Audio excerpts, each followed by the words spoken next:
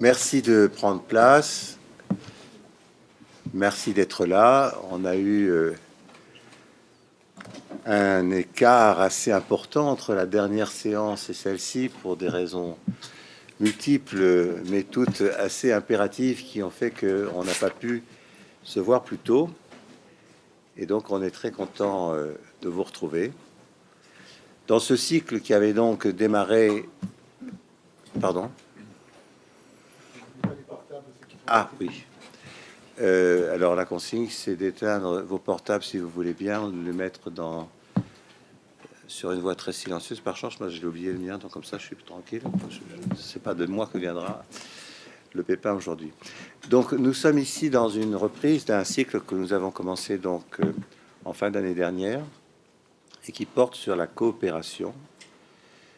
L'idée, juste pour la rappeler, puisque on l'avait déjà évoqué, c'est que la coopération est un mot qui circule énormément et qui a beaucoup de succès aujourd'hui, mais qui est en même temps porteur de beaucoup d'ambiguïté, de confusion. Il a une telle évidence pour lui que on n'a aucun mal à convaincre quiconque que la coopération est un bienfait, une valeur, quelque chose d'éminemment souhaitable. Mais on est très souvent, pour pas dire trop souvent, dans la situation que on est en fait sur un malentendu, qu'on confond finalement une coopération qui se justifierait uniquement dans le registre des valeurs, qui renvoie à la cohésion, à l'entente, et qui renvoie finalement à des dimensions de contexte. Ça devient une qualification de l'ambiance. Et on voit dans beaucoup d'organisations, évidemment, une attention très forte. Mais comme c'est très classique, comme ça ne fait que prolonger une expérience qui date de Taylor, avec l'idée d'un conditionnement qui, en variabilisant une dimension de contexte, et ça sait avoir des effets sur des comportements et même sur des activités, et voire des efficacités. Il y a depuis toujours un fantasme du management d'avoir une instrumentation de variables pilotables et qui, en fonction du réglage plus ou moins sophistiqué, prédit des efficacités qui font tout le marché de ce type de considération. Et ça n'a pas baissé. La coopération est une des dernières dimensions de ce registre-là. Or, ce qui nous importe, nous, c'est d'insister sur la qualité de la coopération d'être une dimension de l'activité, c'est-à-dire qui relève de la capacité d'agir dans un monde dans lequel on ne s'en sort pas pour y faire ce qu'on veut, si on ne coopère pas avec les autres, et donc dans un registre qui relève véritablement de l'intime de l'activité, et pas de dimension de contexte. Alors à partir de là, il y a des registres de cette coopération qui sont développés et que l'on a mis un peu au programme de ce cycle. La question de la coopération entre les personnes dans leur travail, la question de la coopération qui relève plutôt d'une logique entrepreneuriale, donc notamment qui est portée par la relation de service, et donc qui concerne finalement des relations entre des structures, et puis à la perspective sociétale et politique de la coopération, ce par quoi elle est porteuse, et notamment de l'ambition d'un fameux vivre ensemble, d'un effet de société qui se joue normalement et dans la dimension entrepreneuriale et dans la dimension opératoire. Et c'est la façon dont tous ces registres s'articulent qui composent la question de la coopération telle qu'elle nous intéresse. Alors, il venait assez logiquement dans ce projet de discussion d'inviter une approche qui est repérée, connue, identifiée sur cette question qui concerne l'économie sociale et solidaire. Et donc, c'est aujourd'hui un peu le sujet de regarder comment les dynamiques d'économie sociale et solidaire s'y prennent avec cette question de la coopération, comment elles la font agir, qu'est-ce qu'elles en disent, quel type de problème elle rencontre, quel type d'évaluation au jour d'aujourd'hui on en a, et quel type de développement ça appelle, et incidemment donc de résonance avec d'autres trajectoires qui croisent avec l'ESS, mais qui ne sont pas directement de même contenu. C'est le propos de ce soir, d'essayer d'avancer là-dessus. Alors pour faire ça, nous avons deux invités que je qualifierais de marque, puisque nous avons d'abord Julien Ada, qui est directeur du réseau Cocagne, qui est donc un réseau très engagé dans cette affaire-là. Il en dira tout de suite tout ce qu'il faut en savoir, mais vous devez en connaître déjà le principe. Et puis il sera relayé par Dominique Picard, qui est à sa gauche, qui appartient effectivement à ce laboratoire de ESS, où elle a la responsabilité d'un chantier qui s'appelle agriculture et alimentation durable. Donc il est assez logique de lui demander, de là où elle est, comment ce qui se développe dans le cadre du réseau donc Cocagne, comment ça parle justement de ce que l'ESS porte. Et puis enfin, nous aurons un regard qui va croiser celui que nous portons à travers Athémis au niveau de l'économie, la fonctionnalité de la coopération, où donc la question de la coopération est évidemment aussi engagée. Comment ça dessine une ligne de discussion, possiblement critique, mais qui est là pour faire avancer la compréhension que nous avons les uns et les autres de ces affaires-là. L'idée, c'est que nous sommes en toute confraternité dans la possibilité de discuter d'un sujet qui résiste à tous, qui ne se laisse pas faire comme ça, et qui donc relève une capacité de le travailler. Sinon, on a vite fait de raconter des fables. Voilà. Et puis, il y aura Thierry en face de moi, qui sera là aussi susceptible d'intervenir, puisqu'il a été mobilisé dans certaines des actions qui vont être évoquées. Voilà, donc nous avons une séance organisée autour de ces thèmes-là. On fera un premier passage donc par les intervenants que je viens d'évoquer, et puis ensuite, très vite, on viendra vers vous pour que dans la discussion, on essaye de faire avancer notre sujet tous ensemble. Alors, bon, merci en tout cas de cette invitation, parce que c'est très très intéressant d'être parmi vous. Déjà parce que on coopère avec Athémis, on en reparlera sur nos différents sujets, et que du coup on s'est engagé dans une forme de recherche-action qui est très stimulante, et qui du coup ce soir sera présentée, puis provoquera certainement des réactions et des intérêts. Alors moi personnellement c'est la première fois que je viens dans une école de commerce, donc j'ai pas de signe inquiétant jusqu'à présent. Je pensais que j'aurais des voilà, pur produit de l'université. Alors la coopération, c'est un mot un peu nouveau pour nous au réseau Cocagne, donc finalement pas si évident que ça, d'où l'intérêt de questionner.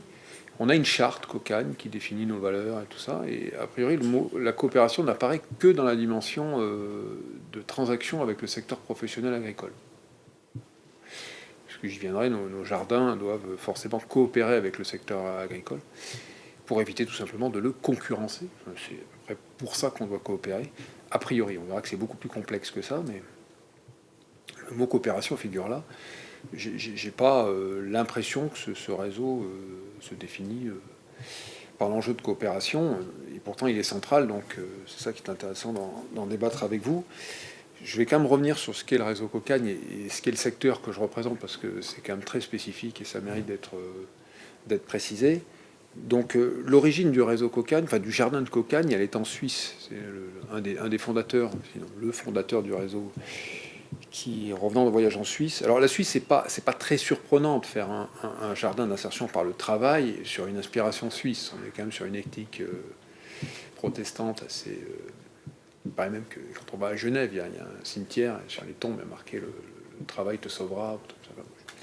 Donc c'est quand même très, très fort. Et lui, il habitait Besançon, et du coup, il a importé cette idée en France.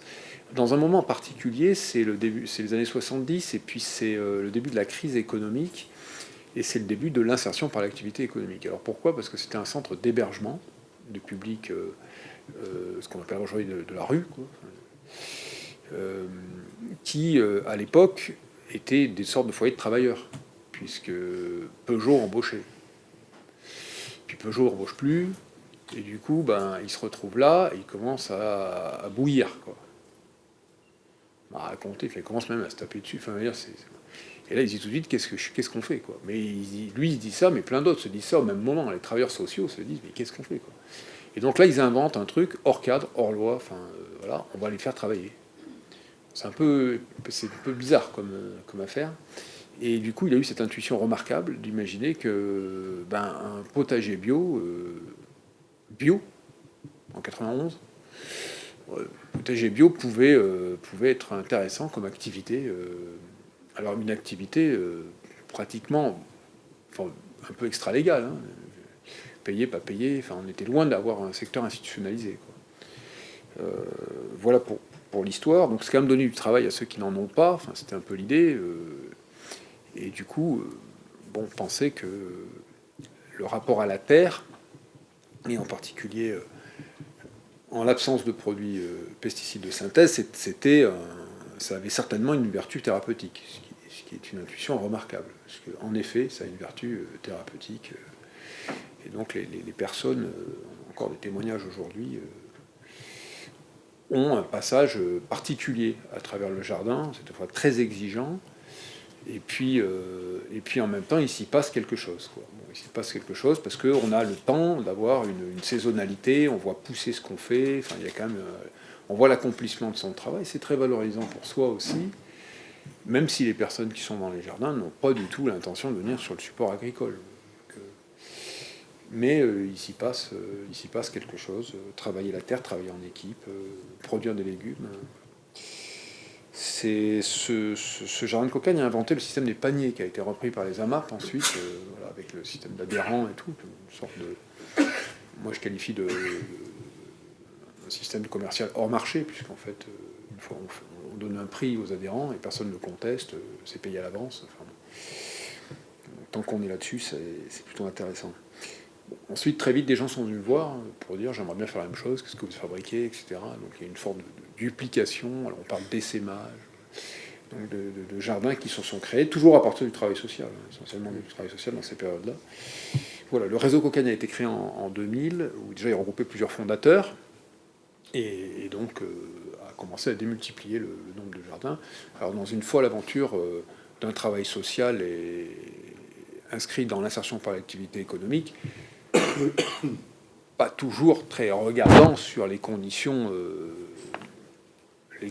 objectives de fabrication d'une économie. Enfin, voilà, c'est d'abord une aventure humaine, et petit à petit se construisent des références, mais j'y reviendrai. Donc voilà pour la brève histoire du réseau Cocagne. Donc aujourd'hui il y a 100 jardins. Alors 100 jardins, ça fait 5000 personnes en insertion par an. Et puis quelques centaines d'encadrants, directeurs, encadrants techniques, chefs de culture, encadrants sociaux, travailleurs sociaux, peut-être 700 encadrants. Et puis ça produit tout de même plus d'1 million de paniers par an, quoi, quand même. Il y a 25 000 adhérents, bon, ça fait quand même 6%, là, à peu près, aussi 7% de la vente directe de légumes bio en France. De la fois rien, puis finalement un peu quelque chose. Peut-être 550 hectares cumulés à travers ces jardins. Voilà, donc c'est une existence pas inintéressante du tout, et qui évidemment dit beaucoup d'autres choses que la seule production agricole, bien sûr, des chiffres qui sont quand même modestes en volume, même si ils impliquent beaucoup de monde. Voilà, bon. Dans ce que je dis, vous avez compris qu'il y a des éléments de coopération qui apparaissent, ne serait-ce que parce qu'il y a des adhérents qui acceptent de rentrer dans une économie particulière, encore plus particulière avec le temps qui passe, où effectivement ils ne choisissent pas les légumes qu'ils ont dans les paniers, ils font confiance, ils se déplacent, ils vont à un point de dépôt, ils animent un point de dépôt. Et là, c'est une conception de l'économie que je trouve assez intéressante, parce que finalement, le consommateur, il est partie intégrante du modèle et de l'innovation du modèle, quoi. Après, évidemment, cette commercialité, la Cocagne, a subi des variations à mesure que la bio a eu quelques coups de froid, Puis après, maintenant qu'on est dans une envolée historique, autant dire que les jardins ont des listes d'attente qui n'arrivent pas à remplir. Ce qui nous met du bon côté de l'histoire et en même temps on détend tout le monde, hein, forcément. Voilà. Donc ce réseau, ce réseau Cocane, ces jardins de Cocane sont inscrits dans un secteur de l'insertion par l'activité économique qui s'est donc institutionnalisé dans le temps à partir de ces innovations de travailleurs sociaux, avec le travail social produisant de l'activité économique, produit deux choses. D'abord de la solidarité, et, comme le dit Claude Alfordéry, qui était le président du CNIE, du Conseil national d'insertion par l'activité économique, il rénove l'économie. Donc j'y reviendrai, puisque les deux pieds un peu de l'IAE, c'est faire de la solidarité, mais rénover l'économie. Et ça, c'est là que ça devient intéressant. Il y a une reconnaissance légale avec un article du Code du travail. Juste, l'article dit à la fin que par la mise en place d'activités économiques, l'IAE contribue au développement des territoires. Ce qui, dans le Code du travail, est intéressant, parce que finalement, il y a 5 formes d'IAE. Nous, on représente les ateliers chantiers d'insertion, qui sont certainement la forme qui utilise, qui emploie des personnes les plus éloignées du marché du travail. Donc aujourd'hui, nous, dans nos jardins, c'est tout type de public, mais évidemment RSA, chômeurs de longue durée. Il y a des migrants statutaires qui sont dans nos jardins, et puis de plus en plus de problèmes de gens qui ont des problèmes psychiatriques un peu lourds, qui n'ont pas de reconnaissance travailleurs handicapés pour autant, parce que là on est dans un autre secteur qui est le secteur du travail handicapé. Les ESAT, etc., c'est encore notre secteur. Voilà, nous, c'est des personnes qu'on est censé prendre pour les remettre sur la trajectoire de l'emploi et qui retrouvent un CDI, un CDD, une formation, etc. C'est ce qu'on appelle des sorties positives, avec une obligation presque légale à 60%, sorties positives, etc. Voilà. Donc nous, on est dans cette forme des ACI, ateliers chantiers d'insertion, qui sont qui emploient les personnes les éloignées et qui coûtent la plus cher à l'État. C'est 19 000 euros par an par poste. Donc ça doit bien faire 600 millions d'euros, un truc comme ça, sur le milliard posé par l'État, on va dire, sur ce secteur-là. C'est loin d'être négligeable, j'y reviendrai.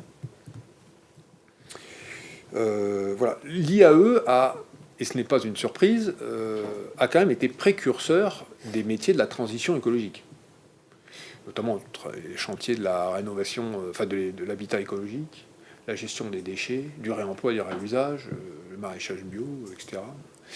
Donc c'est pas négligeable. Il se trouve que ces secteurs se sont vite normalisés, voire industrialisés, voilà. Mais on va le voir, il y a la pression réglementaire sur ces sujets-là fait que ce secteur pourrait de nouveau être au cœur de cette transition écologique ou pas. Alors c'est un secteur évidemment très administré, et ça compte dans notre problématique là. Donc en tout, il y a quand même 5000 structures d'insertion, ça fait 140 000 personnes par an qui sont dans l'insertion. C'est pas énorme, sur 3 millions de chômeurs, 8 millions de pauvres. Mais, en tout cas, ça attire l'attention de ce gouvernement. J'y reviendrai parce que c'est quand même une stratégie très très soutenue aujourd'hui. C'est un secteur forcément très administré par la direction de l'emploi, qui donne l'aide au poste, qui a un dialogue de gestion. Voilà, donc une économie descendante tout de même, en silo, pour pas dire en silo, même s'il y a de l'innovation à la base, enfin elle est quand même administrée, 60%, 70% de nos budgets, c'est l'État. Donc on est quand même très clairement des acteurs, pour pas dire des agents, de la politique publique, descendante, quoi. C'est pas négligeable dans notre économie. Alors évidemment, vous avez peut-être suivi, ce secteur historique est clairement bousculé aujourd'hui par Territoires zéro chômeur longue durée, que vous connaissez certainement, qui inverse complètement la dimension institutionnelle, considérant qu'on va partir du territoire pour, avec les personnes exclues du monde du travail, commencer à imaginer des activités qui pourraient faire l'objet d'un portage par une entreprise à but d'emploi, etc. Et que du coup, c'est cette définition par les personnes actives des dépenses passives, le chômage, le traitement social, etc., pour permettre de financer leur activité. On reste sur une notion d'activité économique, mais ce basculement-là avec le territoire zéro chômeur est absolument prodigieux et fort intéressant, et bouscule considérablement le ministère du Travail. avec des polémiques vives, avec un certain nombre d'économistes institutionnels au ministère du Travail qui contestent fortement cette proposition. Proposition tout de même, encore une fois, de rénovation de l'économie. Donc, mon deuxième point, c'est de poser la question pourquoi on rénove l'économie, comment on rénove l'économie dans cette... Essayer de vous donner des éléments contextuels pour essayer de problématiser cet enjeu de coopération. Alors, on a plusieurs modèles d'ateliers chantiers d'insertion Cocane qui cohabitent parmi nos 100 jardins.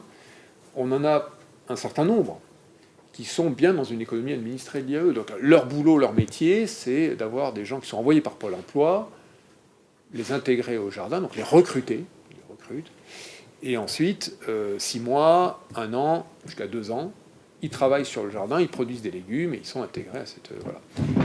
Ils voient l'assistante, enfin l'ASP, la socio-pro, ils essaient de trouver des formations, français langue étrangère, etc. Enfin bref, une trajectoire. On est bien dans cette économie administrée, malgré tout, qui est un acteur de la filière biolocale, hein, quand même, puisqu'il y a cette production. Voilà. On a des jardins qui commencent à être beaucoup plus dans la diversification d'activités un peu sectorielles, qui vont faire de la transformation, des plateformes, etc. Toujours sur les supports d'insertion, en multipliant les supports d'insertion, et qui ont plutôt cette logique de développement, qui évidemment, on voit bien, appelle pas mal d'enjeux de coopération locaux. Et puis on a des jardins qui sont vraiment à la limite positionnés aujourd'hui sur le développement local. Le support d'insertion n'est qu'un élément d'une stratégie de développement local. Voilà, donc il y a une grande variabilité. Voilà, donc nous, on avait au réseau Cocane, on avait un appui assez descendant, à mon avis, un appui de tête de réseau assez classique, qui effectivement avait comme vocation d'accompagner ces jardins de Cocagne à partir de production de références technico-économiques. En gros, du chiffre d'affaires à l'hectare en légumes, du nombre de TP en insertion à l'hectare en légumes, des surfaces couvertes et des taux de rentabilité. Voilà, donc des enjeux de commercialisation panier. Voilà. Donc c'est un accompagnement assez finalement expert, descendant, pour accompagner le modèle économique qui est censé s'équilibrer, 30% de commercialisation de légumes sur le budget global, et donc des références à obtenir qui sont quasiment très proches du secteur pro. Hein. Voilà, avec des personnes qui, encore une fois, n'y connaissent rien, changent tous les 6 mois, et ont des problèmes assez lourds.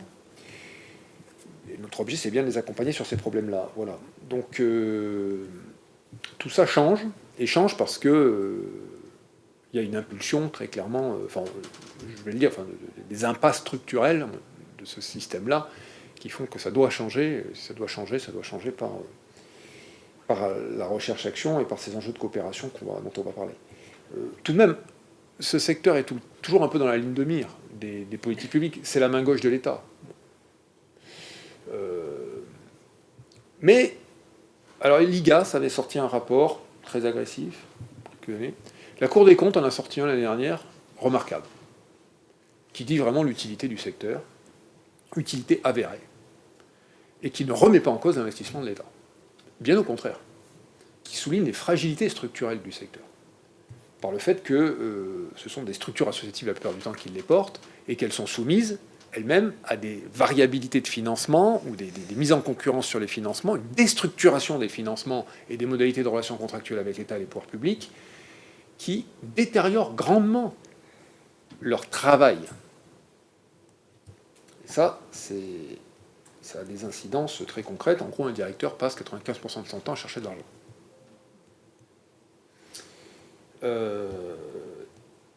La Cour des comptes souligne aussi la faiblesse des mesures d'impact et donc de la reconnaissance du travail de l'insertion dans la politique publique. Ils remettent clairement en cause le fait qu'il n'y a pas de sens à cette action publique, que l'État a délibérément choisi de ne pas donner une finalité politique à ce secteur. Ça va loin. Alors évidemment, on n'en est plus là, puisque le gouvernement s'est ressaisi de l'insertion par l'activité économique et lui a donné une finalité. Enfin, je ne suis pas sûr que ça réponde tout à fait aux questions fondamentales posées par la Cour des comptes. Comme vous le savez, Muriel Pénicaud a mis en place le programme de M. Macron sur la société du travail. Ça passe par des ordonnances loi travail, qui sont déjà loin derrière nous, je crois qu'on s'en souvient même plus. Ensuite, réforme de la formation professionnelle, très très lourd. C'est toujours en cours, ça vous dit peut-être quelque chose, enfin, nous ça nous dit beaucoup. Et ensuite, l'insertion par l'activité économique. Donc on est le troisième filet. Et c'est important parce que on voit bien que dans les trois éléments de la politique, on part des insiders et on va vers les outsiders du marché du travail.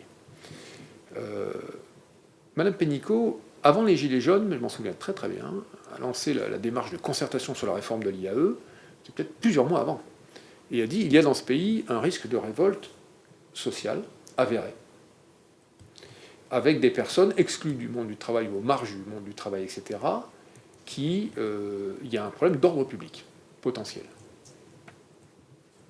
Il faut quand même louer la sensibilité, puisque effectivement il y en a un.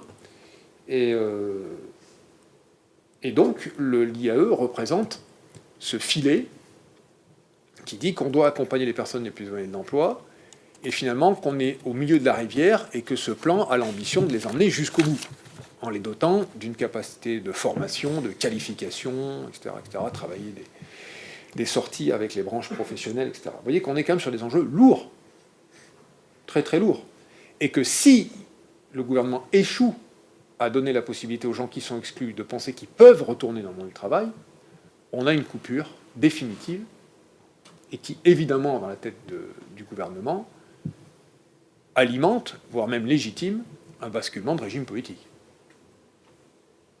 Puisque là, il n'y a pas de société du travail, puisque, en fait, malgré la reprise économique, la société produit une exclusion du monde du travail. Et ça, c'est inconcevable dans cette idée d'une fluidité du marché du travail, etc. Évidemment, d'une responsabilisation des individus dans la fluidité, etc. Donc, voilà. Bon. Donc on est quand même dans des contextes qui sont un peu lourds, et tous les acteurs experts nous disent bien qu'il y a des problématiques, des limites du modèle économique de l'insertion par l'activité économique, et qu'il faut donc travailler là-dessus. Voilà. Donc concrètement, dans le réseau Cocane, qu'est-ce que nous avons en magasin par rapport à ça? On a effectivement donc le constat que oui, on subit des problématiques structurelles à notre modèle, voilà, ok.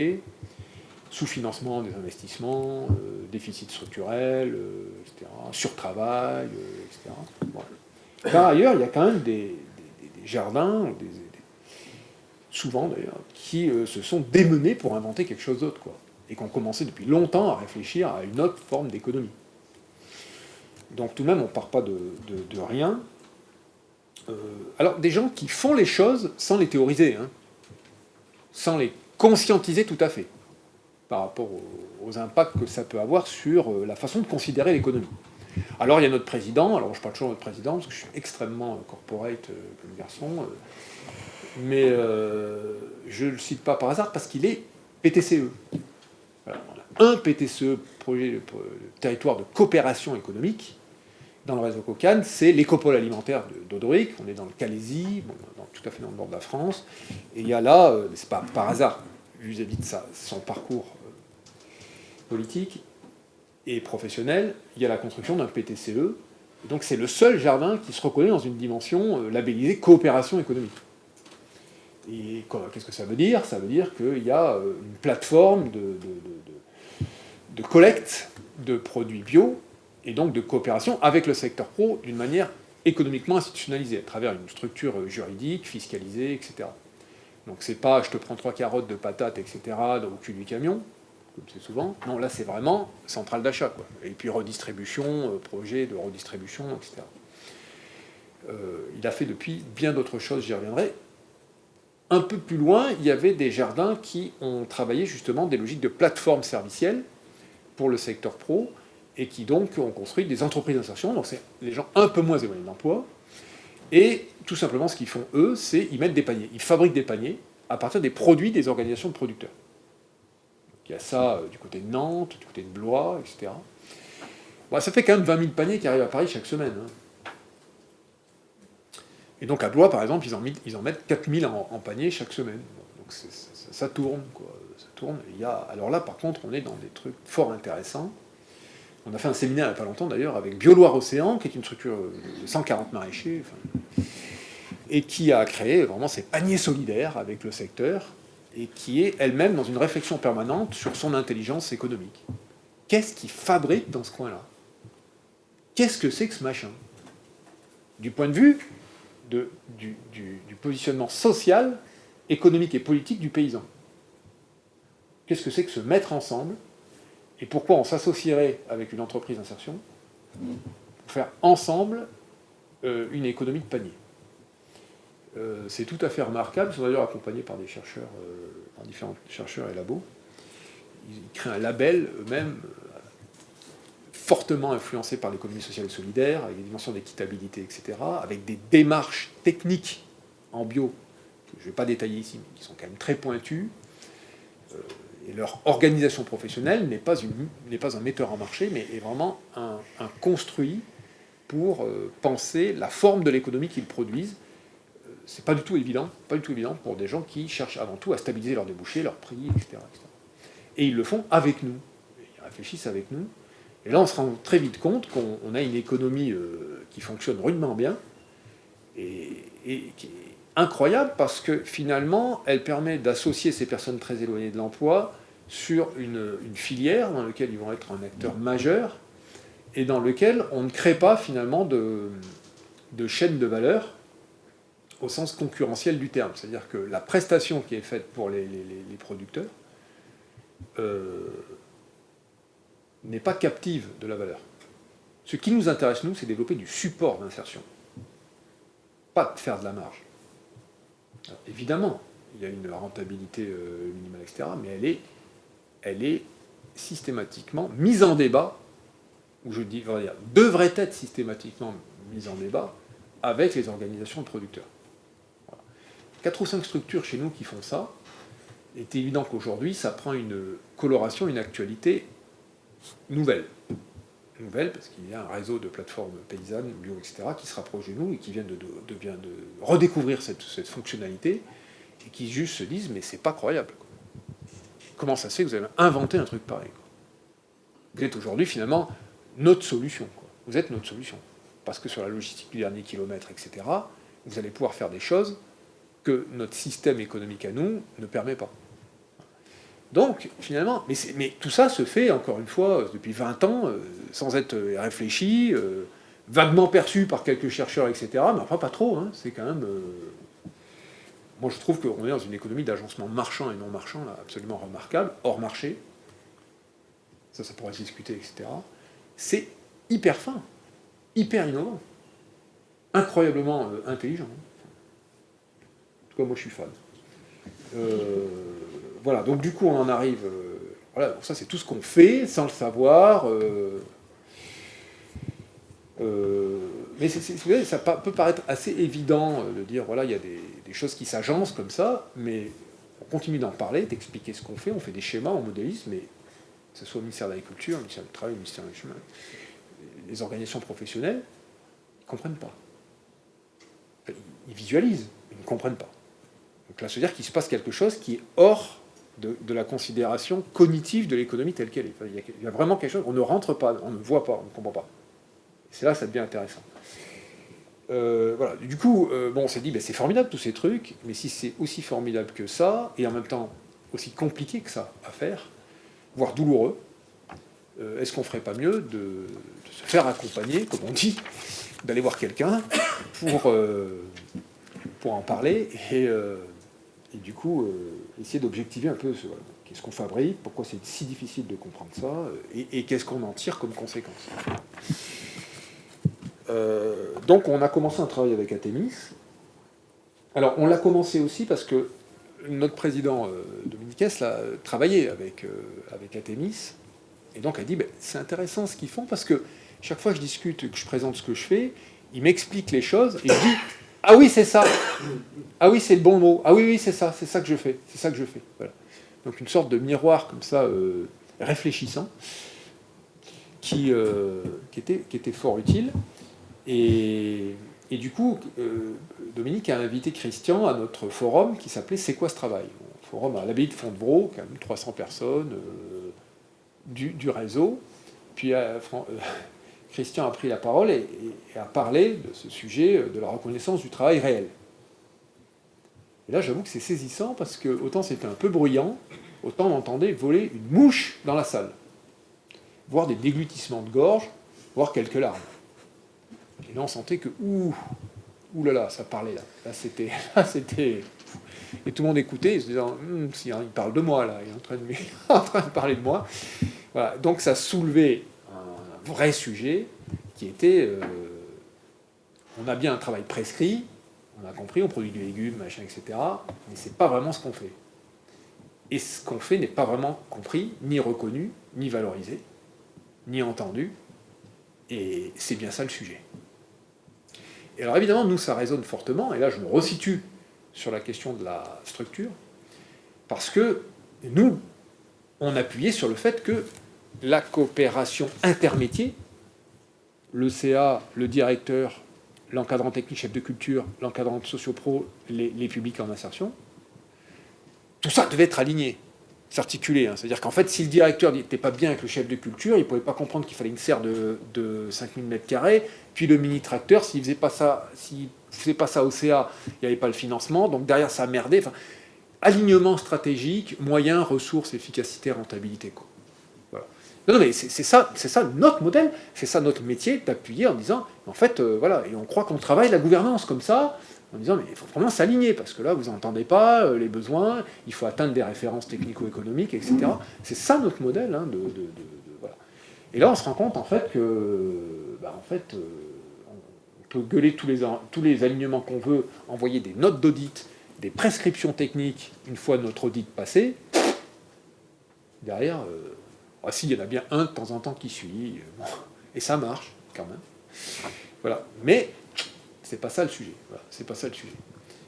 Voilà. Et là, déjà, dans l'énoncé du dire, votre travail, c'est en fait la question de la coopération au sens de la reconnaissance du métier de l'autre et de ce qu'il y a comme travail réel entre les métiers, non pas sur une posture défensive.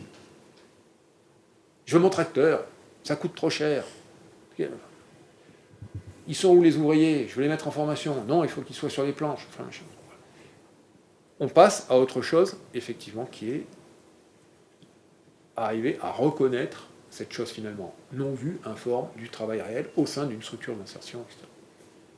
Et là, on a bien vu que c'était un point de départ. On a fait un séminaire national, essayer d'emmener des jardins, des administrateurs, etc., en disant, est-ce que vous voulez travailler là-dessus? Est-ce que vous voulez travailler là-dessus? Bon, et Athémis nous avait prévenu que cette dimension, qui parlait beaucoup aux gens, qui parlait beaucoup aux gens, elle en entraînait d'autres. Elle entraînait une autre vision du modèle économique. C'est-à-dire qu'à partir de cette vision de quel est le travail réel qui se joue dans la structure et qui est le fruit d'une reconnaissance de la spécificité du métier de l'autre et du travail en commun, cette coopération intime des personnes dans la structure, naissait peut-être un nouveau modèle économique. Et on voit tout de suite, qu'est-ce qui peut naître de ça? Qu'en fait, c'est pas en produisant plus de légumes avec plus de tracteurs et plus de serres qu'on va résoudre notre problème. Parce que plus de légumes, plus de serres, c'est plus d'investissement, donc plus de rentabilité, et ça, tout ça peut nous mener, vision volumétrique, de croissance, à même une dénaturation du projet social, qui est que nous, on emmène des personnes là où ils sont, sur leur difficulté à vivre, pour aller vers autre chose. Voilà. Cette tension a toujours existé. Et du coup, de se dire, peut-être qu'il y a une autre vision qui n'est pas liée à cet équilibre financier charge-produit et à ces logiques de taux de commercialisation, etc. C'est très difficile, ça a posé comme débat. Très, très difficile. Très, très difficile, vraiment. Surtout quand ça fait 20 ans qu'on le martèle, pour dire qu'il y a peut-être des dimensions plus servicielles qui peuvent naître de notre métier d'insertion et qui n'ont pas à voir avec une logique productiviste. On en est là. Hein. Attendez, on en est là. Hein. On a posé les débats, les enjeux. Parce que alors là, après, il y a tout un travail d'accompagnement sur des sessions avec 15 jardins. On en est là actuellement. D'ailleurs, on se voit la semaine prochaine. Voilà. On nous fait travailler avec des petits octogones, là, sur les propositions de valeur. C'est vraiment costaud, quoi. Donc, et c'est là qu'effectivement, dans cette logique de repenser le modèle économique, apparaît aussi, à partir de la coopération interne, réelle des personnes, apparaît peut-être une autre vision qui nous renvoie aussi à... Qui dit service, dit lien avec un certain nombre d'acteurs, à des logiques coopératives, territoriales. Et ça, c'est le dernier étage de la fusée qui nous est proposé ici, que les enjeux de coopération réels vont se situer sur une stratégie de développement territorial. Et là, évidemment, ça devient passionnant. Alors, ça devient passionnant parce que ça existe déjà, encore une fois, dans notre réseau, mais ce n'est pas accompagné. Et on a beau dire « Ah, il faut être dans une stratégie de développement territorial, alors vous allez mettre en place des PTCE partout, hein, des PTCE, on va en voir partout, voilà, alors machin, on va activer ça avec le secteur pro, puis on va faire avec les collectivités, puis etc. » Mais ça marche rien du tout. Les collectivités, elles veulent quelque chose qu'on n'est pas capable de leur offrir. Alors, je vais vous prendre un exemple. J'étais à, je ne vais pas dire où, dans une ville il n'y a pas loin de Paris. C'est les municipales, hein, c'est dans une ville pas loin de Paris, et où un ensemblier, donc c'est un groupe social qui a une ressourcerie, donc type Emmaüs, etc., donc un gros truc, qui a décidé de faire un jardin, parce que la mairie lui a filé des terres. Voilà. Et très vite, il se rend compte qu'il doit dessoucher, en fait c'est des terres qui étaient cabanisées, des cabanes sauvages, dépôts d'ordures, etc., etc. Bon, et le jardin, donc il touche de l'argent de la mairie, 80 000 € par an, etc. Mais il doit investir dans l'outil de production, donc arriver à trouver une parcelle de 8 000 € productive, enfin de 8 000 mètres carrés productive, alors qu'il faudrait 5 hectares. Voilà, donc essayer de mettre en place ça, et évidemment, il n'atteint pas l'équilibre, ça ne produit pas assez, etc. Et en fin de compte, quand vous voyez la description du projet, avec l'adjoint au maire qui est là, etc., mais c'est pas ça que la mairie a demandé, en fait. Donc la mairie a demandé que la structure, au bout de 3 ans, s'équilibre. 75 000 €, bah, vous démerdez après. Les administrateurs de l'ensemblier, du groupe social ensemblier, au bout de 3 ans, on va pas mettre un copec de plus, vous perdez déjà 50 000 € par an, enfin, c'est quoi ces conneries, quoi. Mais en fait, on intervient. Enfin, si vous avez une vision du modèle économique qui est effectivement cette rentabilité intrinsèque du chantier, là on est perdu. Il sera toujours déficitaire, les gars, hein, avec 5 000 mètres carrés, mais ça a beau être couvert à 20%, enfin, vous n'y arriverez pas, quoi. Mais en fait, imaginons que là, vous êtes en train de réhabiliter tout un secteur qui était un secteur hyper dangereux. Il y avait des décharges de bouteilles de bière hallucinantes. Enfin, bon. Et là, la mairie va en refaire un passage pour les habitants de la ville, réhabiliter tous les espaces. Imaginons qu'on confie ça au privé. Donc, gardiennage de site, nettoyage des sols. Il a fallu nettoyer tous les sols. C'est 1 million d'euros par an qu'il fallait poser sur la table. Pour un résultat de type gardiennage, hein, nettoyage, gardiennage, haute barrière et compagnie. Là, ils remettent de la vie dans tout ça. Mais les externalités produites par le jardin, enfin ce que la mairie a réellement acheté, c'est pas du tout la production, machin, c'est la gestion de cet espace environnemental. Donc là, si on n'élargit pas, et là, les problématiques de coopération sont nulles, parce que c'est la perception d'une convention de 75 000 € pour un équilibre financier, etc. Bon, alors évidemment, c'est un peu moins nul que ça, parce que c'est une perception tout de même, la place du truc, le social, la vision écologique, environnementale, etc. Mais c'est pas pensé, en fait. C'est prescrit, c'est pas pensé. Et là, on en arrive à des problèmes, vous n'y arrivez pas équilibré, on va pas continuer, etc., etc.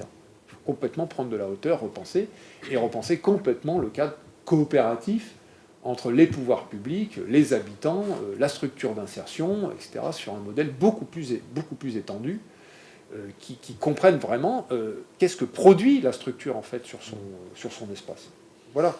Pour conclure, c'est un exemple, hein, parce que j'y étais la semaine dernière.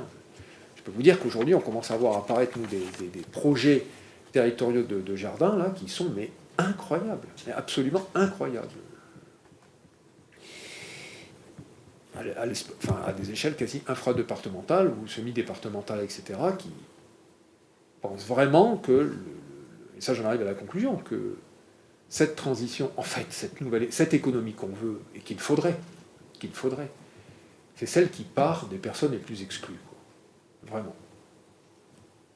Qui part des personnes les plus exclues, parce que c'est de leur point de vue, à partir de leur point de vue, qu'on arrive à repenser la vision du territoire de manière complètement différente.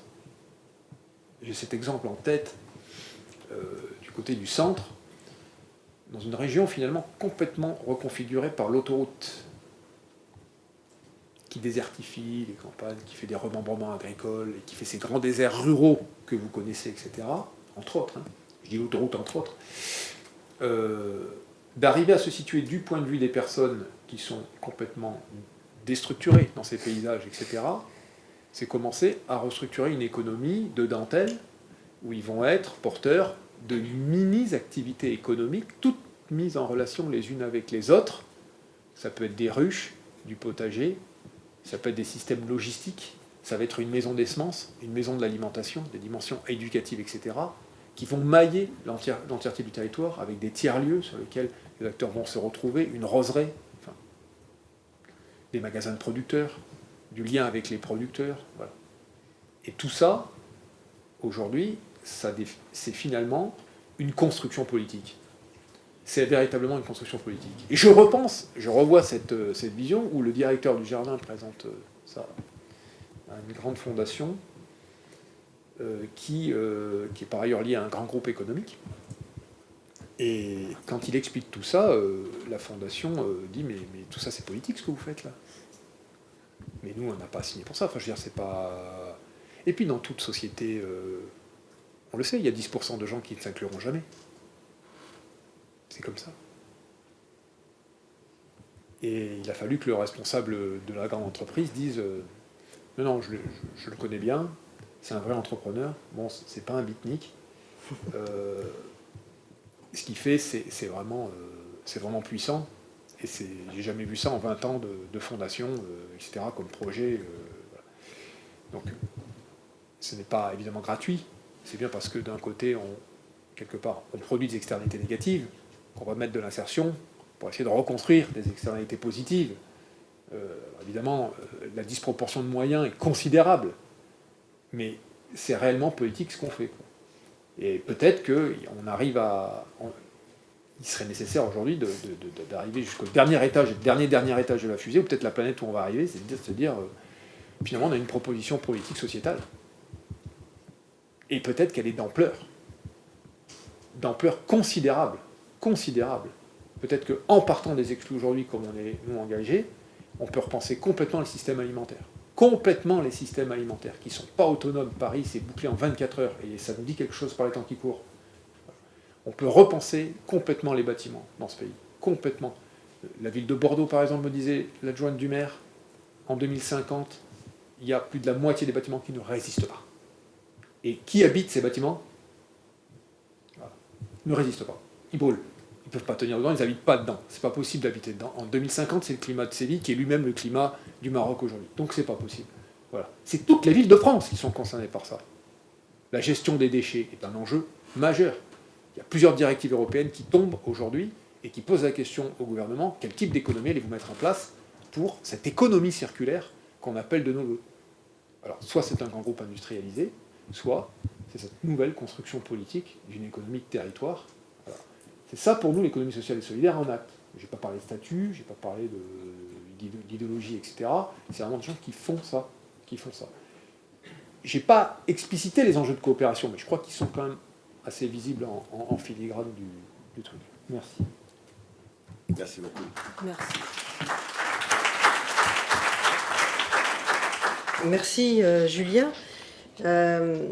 Alors, c'est marrant parce que ça fait vraiment écho à moi-même ce que j'ai vécu, puisque au tout début des années 80, en 82, j'étais en Dordogne et avec une équipe de travailleurs sociaux, nous avons créé ce qui ne s'appelait pas encore les entreprises d'insertion à l'époque, mais les CAVA, les centres d'activité. Enfin, ça partait des centres d'activité à la vie active. Et donc, du coup, comment c'est né cette histoire-là ? C'est que les travailleurs sociaux, à ce moment-là, ont commencé à réfléchir à la question de l'exclusion, des conséquences de l'exclusion. C'était aussi la mouvance de Michel Foucault par rapport à la question de l'enfermement. Et donc, c'était très lié aussi, effectivement, à la question des hébergements, des centres d'hébergement notamment. Et donc, il y a eu une montée de travailleurs sociaux qui ont dit « stop, on ne veut plus de cette société-là ». Et nous revendiquons le fait que les personnes ont le droit et doivent être reconnus comme étant en capacité, effectivement, d'arriver, enfin de travailler comme les autres. Simplement, il faut un contexte qui leur permette de reprendre pied dans la société. Donc ça a été une vraie bagarre à ce moment-là au sein des services sociaux, au sein, je me rappelle, de la FNARS, la fédération qui regroupait les centres d'hébergement, où beaucoup pensaient que, à part les ateliers protégés, c'était tout ce qu'on pouvait proposer aux personnes en situation de difficulté, notamment les SDF, mais pas que.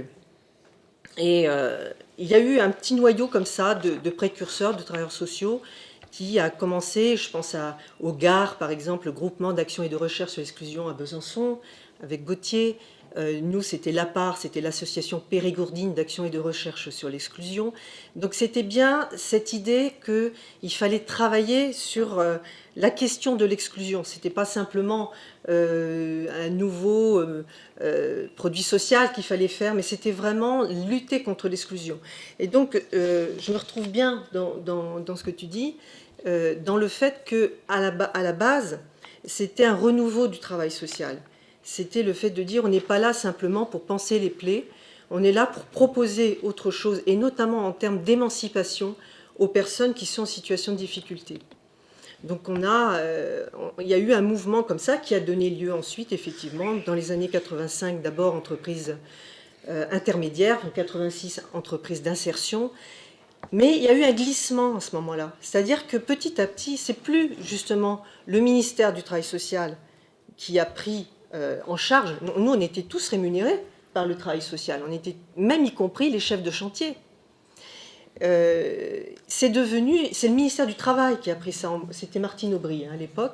C'est le ministère du Travail qui a pris ça en charge et ça a changé considérablement la façon dont, effectivement, l'insertion par l'activité économique a évolué. C'est-à-dire que, du coup, on a fait rentrer l'insertion par l'activité économique dans un modèle de production qui devait trouver sa propre rentabilité.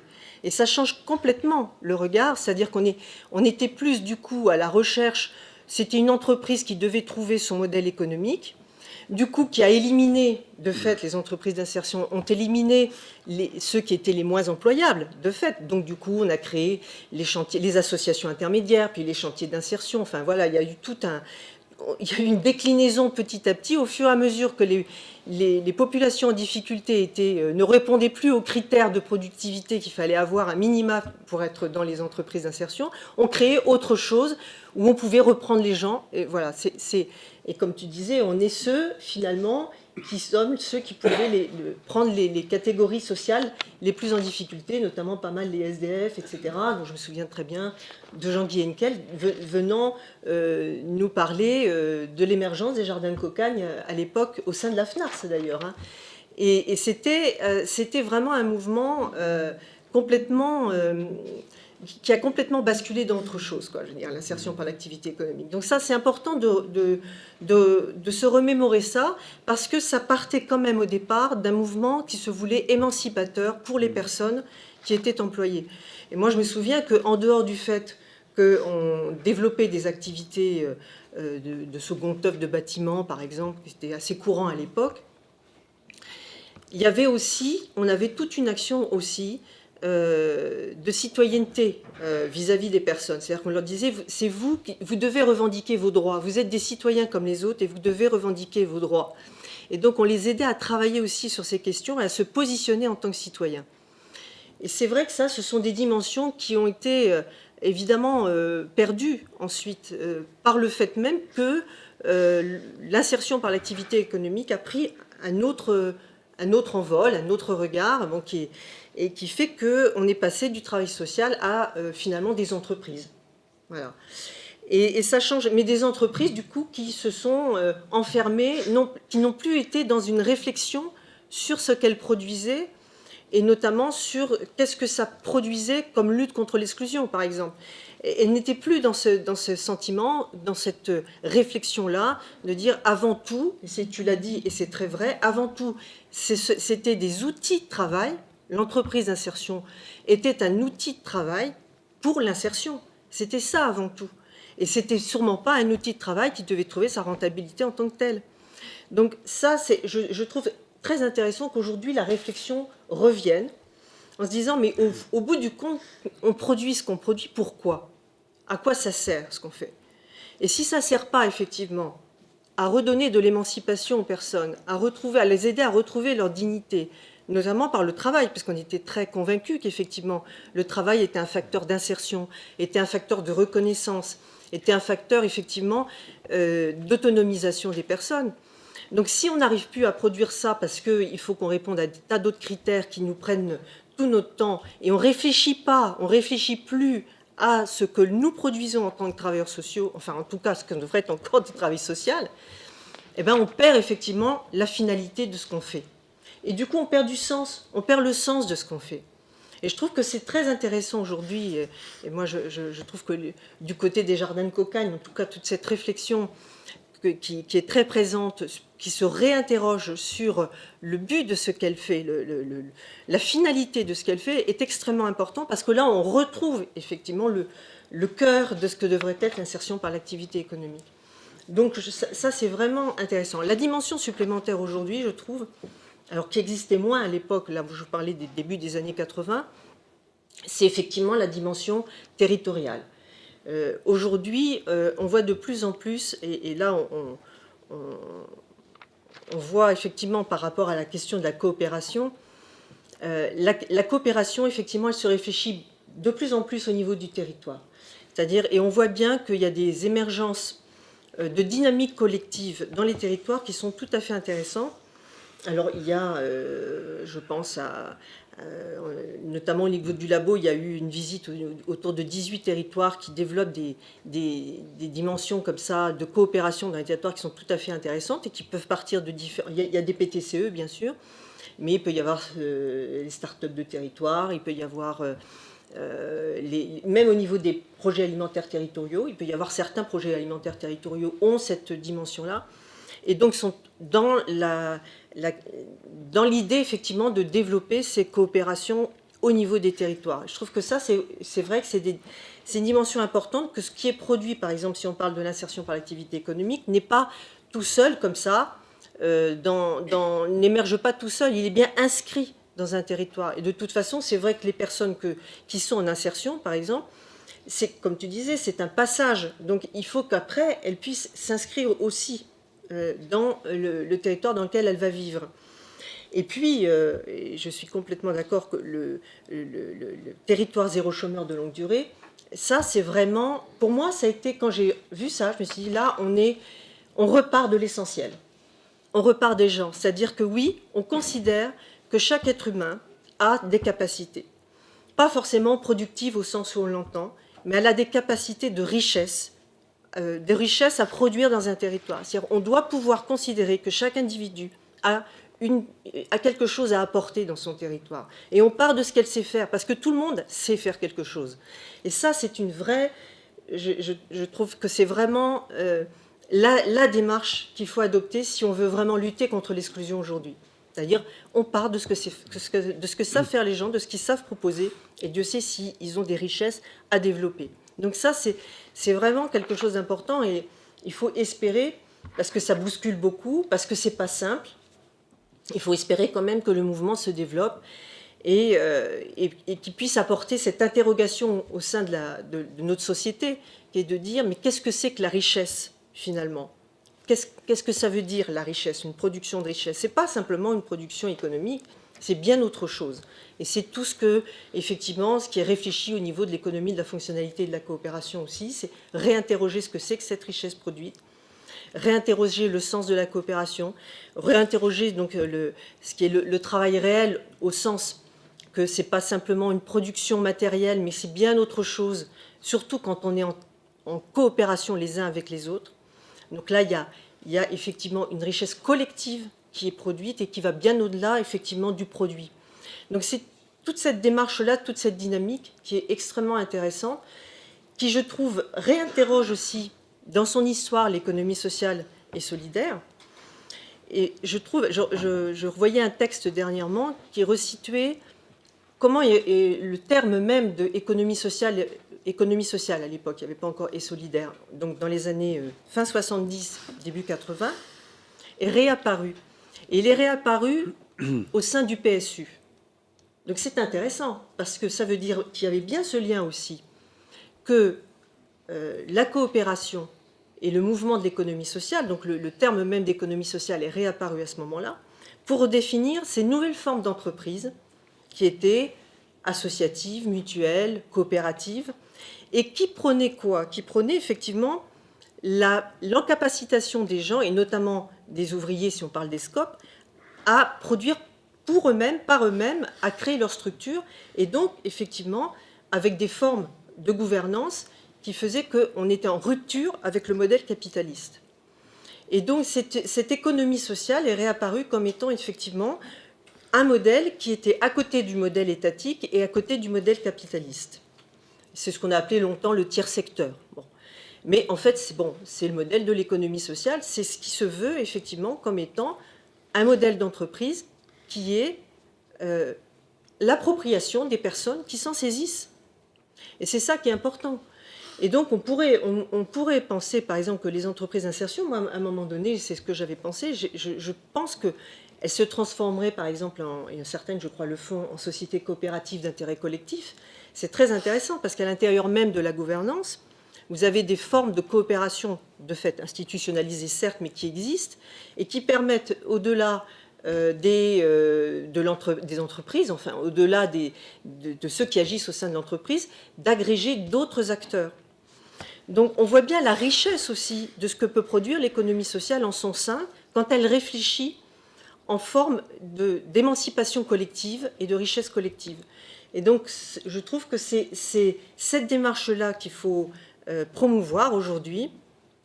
C'est tout ce qui peut... Bon, je ne redirai pas ce qu'a dit beaucoup mieux Julien. En plus, lui, il a vraiment maintenant, plus que moi, les pieds dans la glace, c'est le cas de le dire. Mais en tout cas, moi, je trouve très, très intéressant de voir comment aujourd'hui, alors, si je parle plus du côté, par exemple, de ce qui se fait sur les questions alimentation et agriculture, c'est là où je trouve qu'effectivement, il y a beaucoup de nouvelles formes d'innovation qui partent de la préoccupation des plus exclus, par exemple. Ça, c'est vraiment intéressant. C'est-à-dire comment, effectivement, on va atteindre ceux qu'on appelle les invisibles. Comment on fait en sorte qu'ils reviennent sur le devant de la scène, mais qu'ils reviennent en s'appropriant leur vie. Et par exemple, si je pense au Cabas des Champs, par exemple, à Brest, où les gens, dans une cité, ont créé une coopérative de consommateurs, et c'est eux qui ont un lien direct avec les producteurs, eh bien, ça change tout. On n'est plus simplement des personnes... D'abord, on sort complètement de l'aide alimentaire, ce qui est déjà une bonne chose, et par ailleurs, on est acteur et on choisit. C'est ça, la question du choix, elle est absolument essentielle. On choisit les modalités de son alimentation. Voilà. Et il y a des tas d'exemples comme ça, partout, qui émergent, mais qui demandent à se structurer. C'est ça le problème, c'est que c'est extrêmement éclaté, il n'y a pas de visibilité. La seule visibilité, si on prend le secteur de l'alimentation, c'est l'aide alimentaire et ces 4 grandes structures. Et donc, on a intérêt à rendre visible. Et c'est ça, je pense, le prochain challenge que nous avons à faire, c'est à rendre visible aujourd'hui ces structures et ces coopérations qui se tissent dans les territoires. C'est jamais facile, c'est jamais simple, mais c'est ce qu'il faut absolument soutenir, favoriser. Et c'est là où il faut interpeller aussi, effectivement, les collectivités territoriales qui ont un rôle très important à jouer, mais qui ont leur rôle, tout leur rôle, mais rien que leur rôle. C'est-à-dire qu'ils ne doivent pas non plus prendre la place des acteurs qui, eux, vont faire. Les collectivités territoriales, les élus peuvent faciliter, il faut qu'ils facilitent un maximum, mais il ne faut pas qu'ils prennent la place, et notamment ne pas se réfugier derrière les appels à projets en permanence, mais prendre en compte les projets qui sont portés par le terrain, et considérer que, eh bien oui, on doit les subventionner s'il le faut, au moins pendant un moment. Voilà, donc c'est un peu ce que je voulais dire, mais assez vite, parce que je trouve que maintenant c'est plutôt la place à la salle, et puis surtout parce que je trouve que le témoignage apporté par Julien était particulièrement intéressant, important. Merci Dominique. Peut-être rapidement, juste quelques réflexions, mais après l'idée c'est aussi de pouvoir discuter et développer un peu plus le questionnement sur ce témoignage ensemble. Moi, ce que je trouve très intéressant, en fait, c'est le point de départ, cette idée de cette hypothèse de départ de la dimension thérapeutique de ce que tu appelles le rapport à la terre, mais derrière, c'est la question du travail, en fait. Et je pense, enfin, il me semble comme ça qu'il y a un peu un fil qu'il faut pouvoir expliciter sur l'ambiguïté possible entre la question de l'emploi et la question du travail, qui me semble assez importante, assez centrale, en fait, dans ce que vous racontez, par rapport aux politiques publiques, par rapport à la conception de la dynamique économique, par rapport aussi à la manière d'organiser les activités. Et alors, je pense à ça parce qu'en fait, dans l'historique très lent de cette question de comment cette dimension thérapeutique du travail, qui est une question très ancienne en fait, il me semble qu'elle est traversée aussi, enfin, elle était traversée par la question, on peut les deux approches, une approche plutôt adaptative, c'est que la manière de mettre au travail des personnes marginalisées, ou des personnes souffrant de troubles psychiques, c'était une manière de les adapter au milieu ordinaire de travail, qui était surtout à l'époque l'usine. C'était un peu l'approche adaptative. Et là, effectivement, c'était la question de jouer le jeu dans l'emploi tel qu'on le trouve en milieu ordinaire, et donc de rendre les personnes aptes à intégrer le milieu ordinaire. Et puis, à côté de ça, il y a une autre tradition qui s'est développée. Ça, je pense à toute l'historique, aussi en psychopathologie du travail, qui est une de nos disciplines socles, en fait, avec lesquelles on est très en dialogue, qui était le fait de reconnaître la dimension émancipatrice du travail. Et donc là, par le travail, il ne s'agit pas d'adapter les personnes au milieu ordinaire, mais il s'agit de permettre aux personnes de faire une expérience spécifique dans l'activité productive qui, en elle-même, est porteuse d'une dimension thérapeutique et, au-delà, émancipatrice pour les personnes. Et donc, cette question, effectivement, de la dimension thérapeutique du travail, on peut dire ça dépend, en fait. C'est-à-dire, ça dépend comment on la pense et comment on la met en œuvre. Et je pense que dans l'historique que rappelle Julien, et puis que aussi ce que tu évoques, je pense que c'est en fait, c'est quelle conception du travail on a. Et à partir de notre point de vue, de la centralité du travail dans les questions de santé et de subjectivité, de développement personnel. Et ce qui me semble très, très important, surtout dans la conclusion de Julien, c'est la manière de réaffirmer ce retournement, c'est-à-dire de poser d'abord la centralité du travail comme question de développement des personnes, comme levier en fait de lien social, d'émancipation, de professionnalisation. D'abord, c'est ça. Et ensuite, on cherche les modèles économiques, les modèles d'organisation, les formes de partenariat, d'agencement d'acteurs qui permettent de soutenir ça. Et ça, je pense que c'est très important pour nous, parce que c'est dans ce sens où on peut relier les plans, en fait. Et c'est les plans qui font partie aussi de l'ambition qu'on s'était donnée à travers ce cycle de conférences qui ont été rappelés par François en tout début de séance.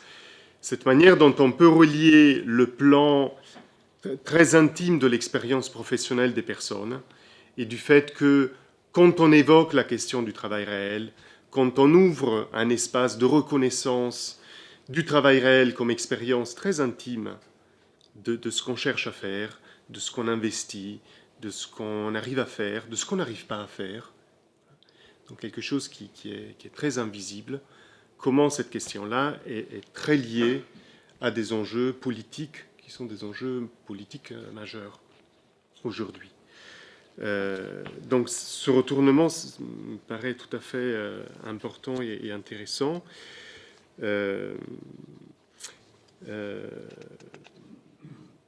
Et voilà, l'autre question, c'est effectivement de voir aussi comment, en fait, penser la place de la production, en fait, cette interrogation aussi de revenir sur une réflexion sur la nature de la production, parce qu'il me semble, en fait, que dans le travail social, en fait, soit effectivement, on est sur une approche par l'emploi, et alors là, la question du travail, elle est complètement absente, voilà.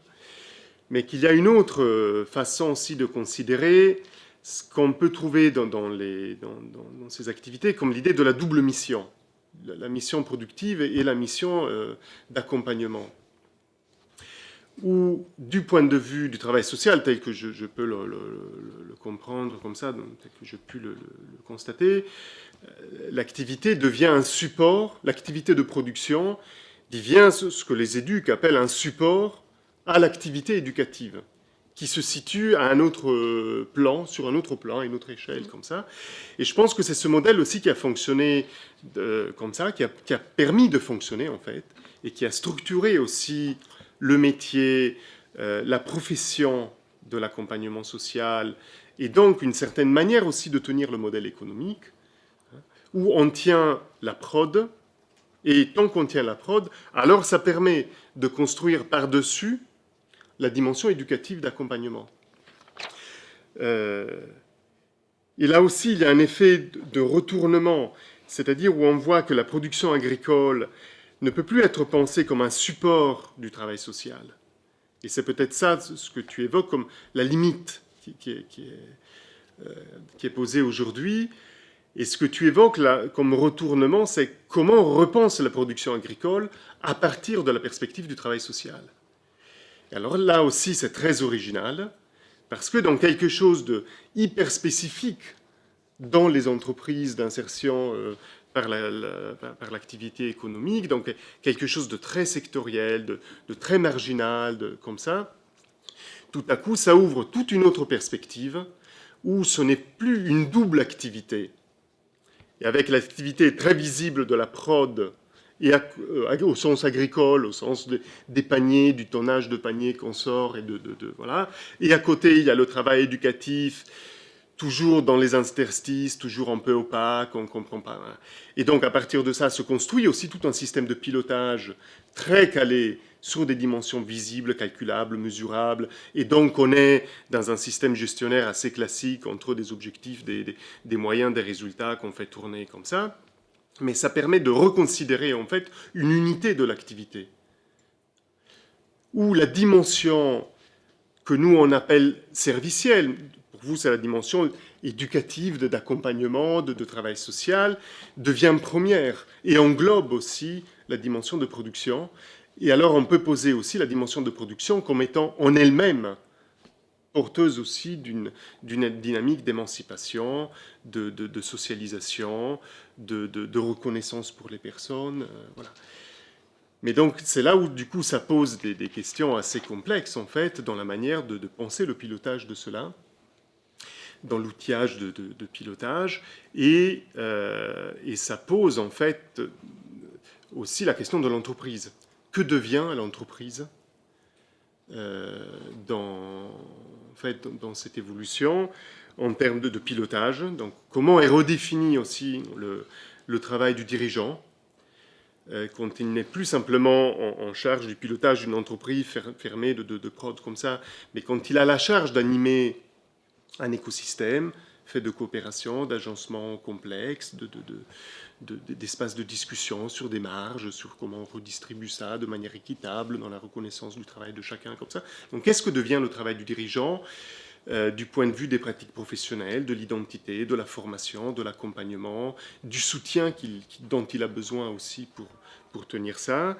Ça pose des questions d'organisation, de périmètre de l'organisation, parce que là, on voit bien que l'organisation du travail réel déborde complètement les frontières de l'entreprise. Donc, comment on repère le nouveau périmètre pertinent de cette organisation? Alors, on a cette échelle territoriale qui ouvre un peu de manière conceptuelle la chose, mais du coup, c'est tout un exercice d'arriver à le resituer. Quel dispositif? Comment on recrée de la prescription en faisant attention à ce qui se joue dans le travail réel, donc une prescription qui soit au service du travail réel, avec toutes les dimensions de réflexivité aussi qui permettent de remonter l'expérience.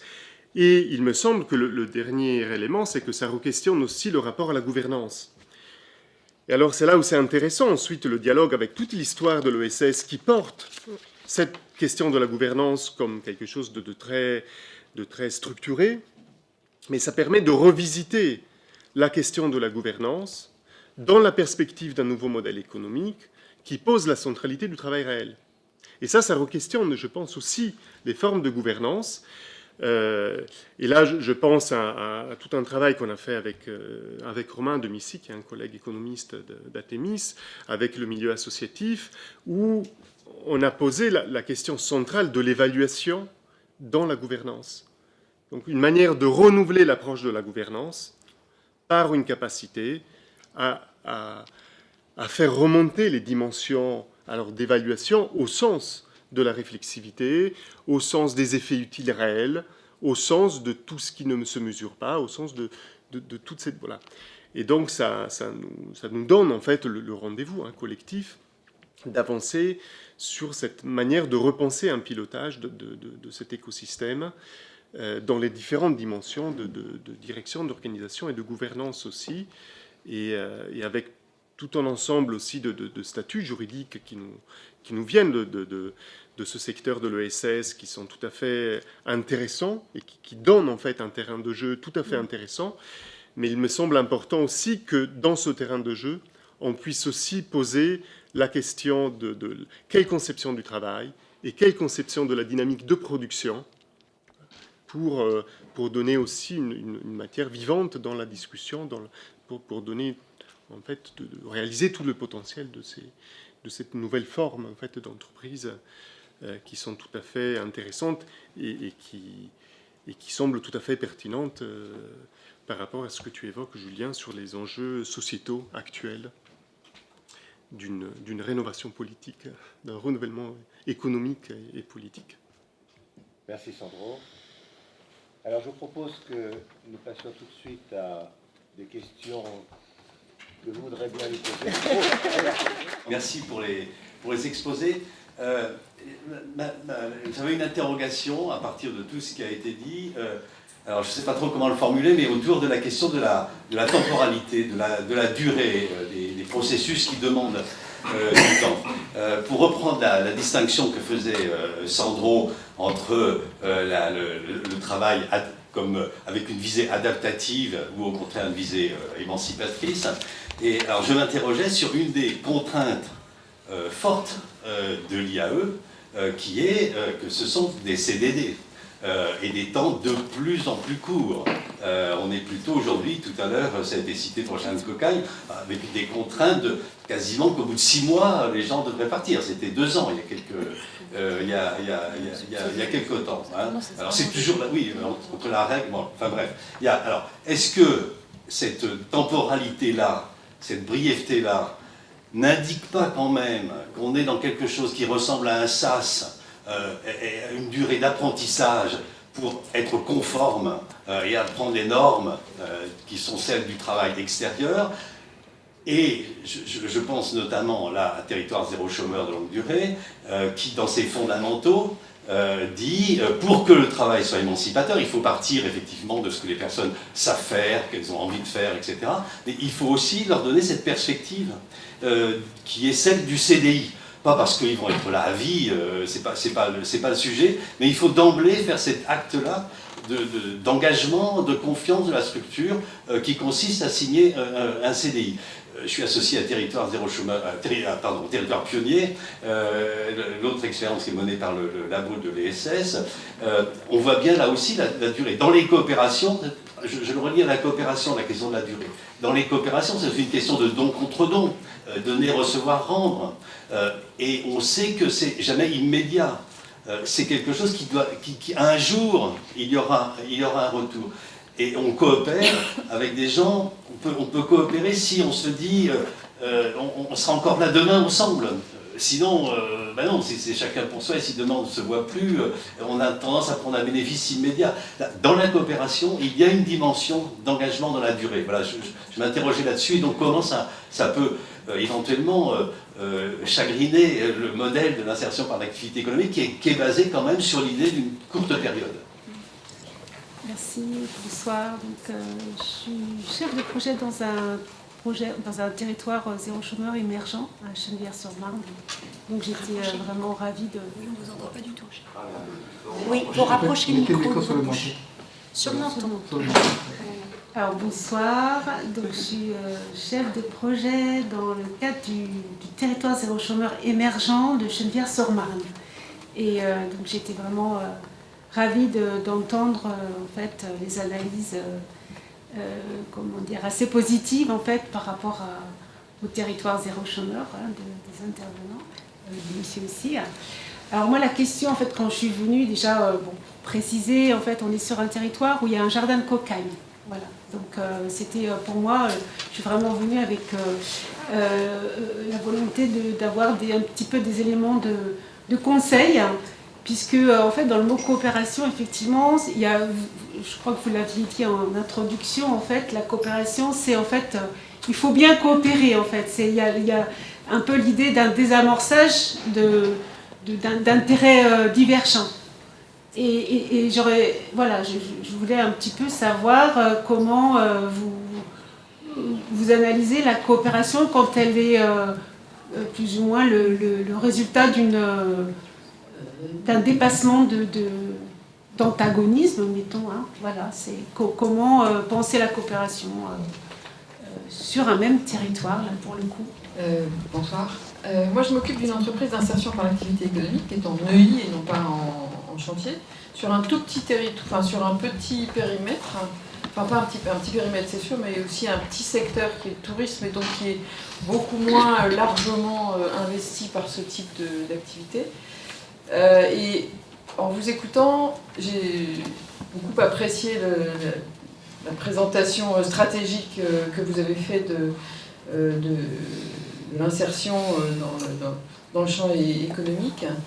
Et je me suis demandé, ça rejoint des préoccupations que nous on peut avoir sur notre petit secteur, je me suis demandé si le développement de coopération que vous invoquiez n'était pas en fait une sorte de renoncement peut-être, ou un risque de renoncement à une insertion dans un monde classique, enfin comme on l'appelle, dans un monde classique, donc on créerait tout un tas de maillages et d'essaimages de structures, modalités d'hébergement, modalités de consommation, modalités de lien social totalement alternatives en quelque sorte, qui viendraient remplacer une insertion qu'on croyait pouvoir réaliser dans l'économie classique et qu'on a peut-être du mal à faire. Moi, dans ma vision, dans mon petit territoire, moi, je me demande comment moi je peux bien faire ce travail d'insertion sans changer l'économie classique. Autant vous dire que je n'imagine même, enfin, tout ça ne peut passer que par la coopération, mais je n'imagine même pas que ça puisse vraiment se faire dans mon petit territoire. 6 mois, c'est un CDI pour eux.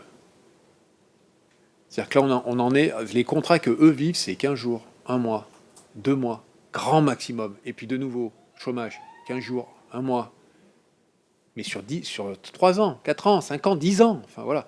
6 mois à 2 ans devant eux, on peut avoir un logement, on peut se poser, etc. J'ai une différence de perception par rapport à la réalité du marché du travail aujourd'hui au sens précarisé. Mais 6 mois, c'est beaucoup. Bon, déjà, ça surprend. Bon.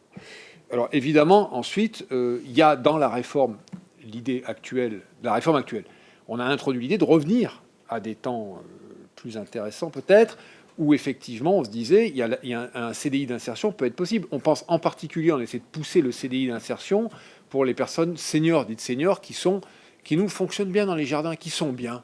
Enfin, ils sont bien, quoi. Ils sont bien, ils sont utiles, ils marchent bien. Pourquoi s'arrêter quand c'est à 1 an de la retraite ou 2 ans, pour qu'il retourne sur son canapé, enfin, ça n'a ni queue ni tête. Donc, est-ce qu'il n'y a pas là un CDI? Alors, tout de suite, c'est calcul chiffré, évidemment, combien ça coûte, etc. Normal, mais pour la société, pour eux, etc., c'est une évidence. Enfin, donc, ils ont tout intérêt à rester. Donc, d'un point de vue réglementaire, on pousse là-dessus. Dernier point, effectivement, c'est quelle nouvelle économie? Alors, la partie agricole ou agroalimentaire, il y a très peu de gens qui restent dedans parce que c'est pas fait pour, etc. Mais il y a pas mal de jardins aujourd'hui qui mettent en place des couveuses espaces test. Donc ça veut dire que là, on serait sur un continuum où effectivement la personne à la limite va se tester 6 mois, 2 ans, et ensuite on lui dit pars pas, t'es bien en agriculture, je vais te filer une parcelle, tu produis, t'as les técos qui vont passer, etc. On te rachète ta production et t'es en couveuse pendant 1 an, 2 ans, etc. Bon, comme on sait qu'il faut 200 000 paysans demain, si c'est pas 300 000, etc., pour être en autonomie alimentaire, il y a de la place pour ces gens-là. Alors, la question, c'est dans quel type de structure on pense ça. Alors certains pensent coopérative d'activité et d'emploi, pour essayer de faire du collectif, à partir notamment d'un nouveau statut qui est discuté aujourd'hui, et ça c'est bizarre, qui est l'entrepreneur indépendant, c'est-à-dire en insertion, le ITI, qui a été créé à la faveur d'une structure tout à fait particulière de conciergerie de luxe dans Paris. Voilà, donc, mais par contre, on se rend bien compte que pour certains, dans la logique comme ça pourrait être intéressant. Donc on travaille ces continuums, bon, et la perspective agricole pourrait en être une. Je vous avoue que c'est assez infime quand même, hein, comme voilà, symboliquement c'est fort, en termes de nombre et tout ça. C'est ce que veut faire Bruno à Chenevière, par exemple, hein, typiquement là-dessus. Donc comment coopérer, dépasser des antagonismes? J'ai été très surpris de voir effectivement la réaction du monde de l'IAE à l'apparition de territoires zéro chômeur. Sur la défensive. Bon, on l'a travaillé avec l'association nationale. Nous, on est allé visiter sur place, etc. Très vite, se sont posé les questions d'articulation, parce que sur les 10 territoires zéro chômeur, il y en a 6 qui ont monté du potager bio. Là, les autres, ils sont en ville, ils ne pouvaient pas le faire, mais tous, et en fait, tous les territoires zéro chômeur, comme aujourd'hui les initiatives de précaires accompagnées par le Secours catholique, j'ai presque envie de dire, la première chose qu'ils font, c'est produire du légume. C'est un rapport c'est une réassurance de qualité de vie, etc. On va commencer par produire nos légumes. Enfin, c'est voilà. Donc du coup, nous, Jardin de Cocagne, on est percutés parce que du coup, qu'est-ce qu'ils foutent là comment... Alors l'idée première, c'est de se dire tout de suite comment on peut s'entraider immédiatement. Immédiatement, c'est ça. Je me souviens la visite dans le Nord, en Lorraine. Bon, il y a 40 km d'écart, ça fait beaucoup quand même. Mais très vite, produit de la courge. C'est un paysan qui était ruiné et qui est devenu territoire zéro chômeur, etc. Je me dis, vas-y, fais du légume de plein champ, et nous, on va te le commercialiser. Enfin, on se trouve des trucs. Et l'objectif qu'on aurait là, dans l'année qui vient, etc., c'est d'arriver sur chaque site à trouver les liens de coopération technique, économique et humain, parce que là aussi, on crée du continuum. Qui nous dit qu'on ne pourrait pas, nous, placer des personnes dans l'entreprise à but d'emploi qui basculeraient en CDI, du coup, et sur des activités plurielles. Il peut faire un peu de maraîchage, mais aussi d'autres choses, etc. Machin. Et c'est là qu'on tombe dans, effectivement, de nouvelles logiques de portage d'un auto-entrepreneuriat. Bon, souvent, nous, on a des personnes qui vont, notamment des femmes, qui vont être dans le traiteur, qui vont tenter le coup du traiteur, etc. Voilà, donc, cette articulation, mais c'est complètement naissant, et ça mériterait d'être accompagné lourdement. Parce que, et pour casser, alors, les logiques... Oui, mais c'est vraiment très très compliqué, et donc on manque de trucs. Et j'en viens du coup à votre dernière intervention. Alors ça m'étonne pas que du point de vue du NEI, vous posiez la question, mais c'est une très très bonne question. Attendez, tout ce qui a été évoqué là est existant, mais en germe. Et la visibilité de cette nouvelle modélisation économique n'est pas achevée. N'est pas achevée du tout, n'est pas claire. Il est évident que notre premier métier, c'est remettre les personnes dans l'entreprise ordinaire. Il n'y a pas là-dessus... il y a cette aspiration à penser différemment, à faire différemment. Le métier de base, c'est de remettre les personnes. Dominique le dit dans le Nord. Voilà, il a un gars, il le replace, il revient, il est vigile du tunnel sous la Manche. Il est super content, quoi. Et on est content pour lui. On est incroyablement content pour lui. Voilà. Bon, une fois qu'on a dit ça, c'est pas complètement satisfaisant. Pourquoi? Parce qu'il y a des personnes, aujourd'hui j'ai parlé, encore les migrants, c'est pas le problème, bien au contraire. Mais la question des troubles psychiatriques des personnes, ils ne retrouveront pas, ou très difficilement, et ils sont aussi le produit de ça. Donc déjà, il y a concrètement un problème, c'est qu'ils ne retrouveront pas. Et théoriquement, il y a un autre problème, c'est que pourquoi les remettre dans là où ça les a détruits? En partie ou en totalité, on ne sait pas. Mais c'est quand même très très problématique, ça, si vous voulez. Mais concrètement, il y a une intensification de la précarité. Enfin, nous, c'est des chefs de culture qui nous disent, je ne sais plus comment accompagner la production agricole. Pour faire une planche de légumes, il faut peut-être une demi-journée, là où il faudrait 1 heure pour un maraîcher, etc. Comment je construis, enfin, et comment je fais mon métier pour ces personnes-là? C'est un autre métier. Et c'est là où ça décale les enjeux de production sur tout à fait autre chose. Voilà, sauf que lui, il donne des références de production, donc comment il fait avec ces gens-là? Enfin voilà, c'est complètement percuté par... Alors on dit, personne n'est inemployable. Certes, peut-être dans une autre économie, différemment, etc. En tout cas, nous, on voit difficilement, c'est ce que me remontent les assistantes sociopro, etc., des réalités qui vivent sur leur jardin aujourd'hui. Encore une fois, on est des ACI, nous. Voilà. Et en plus, comme on est cocagne agricole, certains ont parfois l'impression que Pôle emploi leur envoie les gens qu'on n'a pas pu placer ailleurs. Quand c'est mal fagoté avec le pôle emploi, etc. Donc vous voyez arriver sur les jardins des gens qui physiquement ne peuvent pas travailler du légume. Mentalement, c'est compliqué. Voilà. Mais c'est pas désespérant. Je finis juste là-dessus. Je repense au jardin de Voilan, là où on est. Je discutais avec le directeur du jardin. Il m'expliquait les troubles psychiatriques d'une personne qui a une incapacité incroyable. Enfin, il est dans une angoisse permanente et une incapacité à structurer son travail, etc. C'est vraiment compliqué. Il y a une chose sur laquelle il s'éclate, c'est la bineuse. Il est placé derrière le tracteur. Donc là, vous avez un attelage et vous avez la bineuse qui rentre dans la terre et qui va désherber mécaniquement, etc. Et là, il faut une acuité, une précision, une concentration, etc. Et ça lui fait un bien. Mais il dit qu'il a un bonheur à faire ça. C'est incroyable, quoi. Plus il est sur la bineuse, plus il est bien. Ça le calme, ça le rassure, ça le concentre. Ça lui fait vraiment un bien fou, quoi. Voilà. Et ça, je trouve que c'est des choses qui sont vraiment, vraiment intéressantes. Ça dépasse de loin la question de la production des légumes. Moi, j'aurais simplement voulu dire par rapport à la question comment on fait coopération dans un même territoire. Je pense que de toute façon, la question de la coopération, elle ne peut pas se décréter. On ne peut pas dire qu'il faut faire coopération parce qu'il faut faire coopération, on ne peut pas faire autrement, ça ne marche pas. Par contre, ce qui est très important, effectivement, c'est de travailler le projet commun, la vision commune qu'on va avoir ensemble. Et ça, tant qu'on ne l'a pas travaillé, si on n'est pas là à partager quelque chose ensemble, qu'on a envie d'atteindre ensemble, on aura du mal, effectivement, à travailler ensemble. Ça, c'est clair. Donc, c'est la question de la vision commune, du récit qu'on va faire ensemble. Ça, c'est vraiment quelque chose d'essentiel à travailler au départ. Peut-être juste, on dit souvent un peu pour faire la blague que la coopération commence quand l'entraide s'arrête. Pour évoquer justement que la question de la coopération, c'est pas quand tout va bien, c'est facile.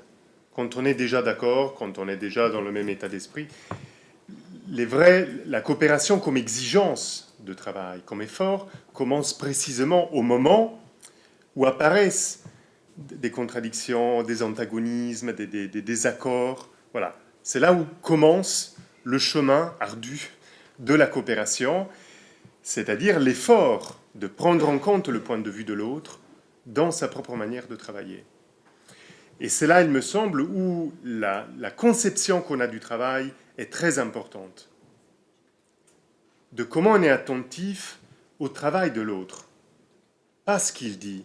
Pas de partir trop vite dans des débats idéologiques ou dans des questions, mais de comment on pose, en fait, que l'enjeu du lien, c'est pas des opinions, des idées, des machins, mais c'est l'idée qu'on a peut-être quelque chose à faire ensemble.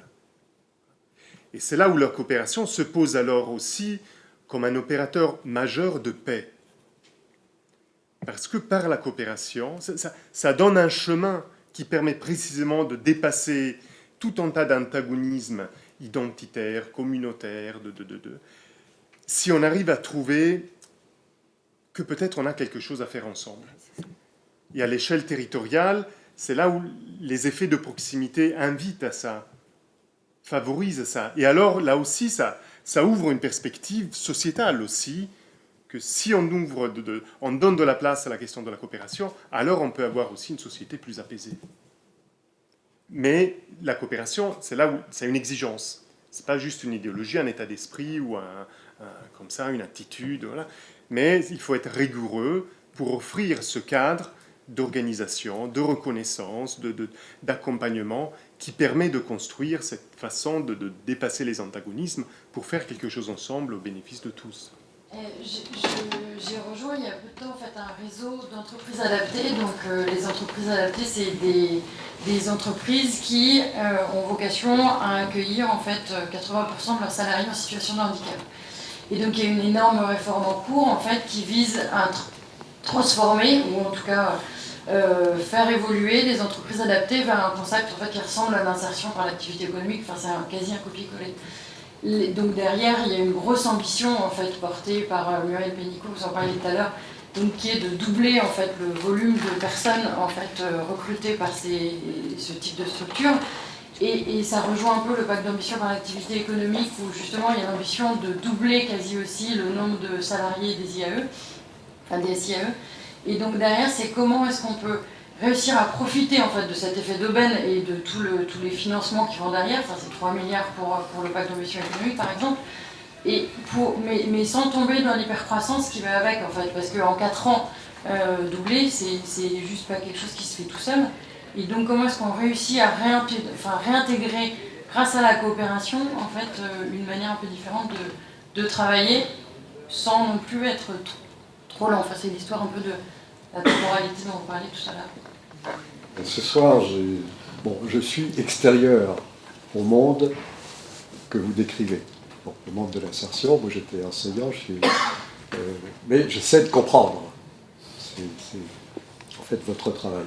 Alors, ce que j'ai compris, c'est le point de vue des personnes dans ces dispositifs qui encadrent, qui gèrent, Bon. Et donc j'ai bien vu, y compris le travail d'encadrement. Bon, c'est intéressant, quoi. Ce que j'aurais aimé entendre, c'est le point de vue des personnes qui entrent dans ces dispositifs. Vous avez dit les plus exclus, et donc votre souci, c'est de pouvoir justement accueillir parmi les gens les plus exclus avec la perspective de les faire accéder à des emplois, au travail dans l'économie classique, quoi. Bon. Et vous avez bien montré comment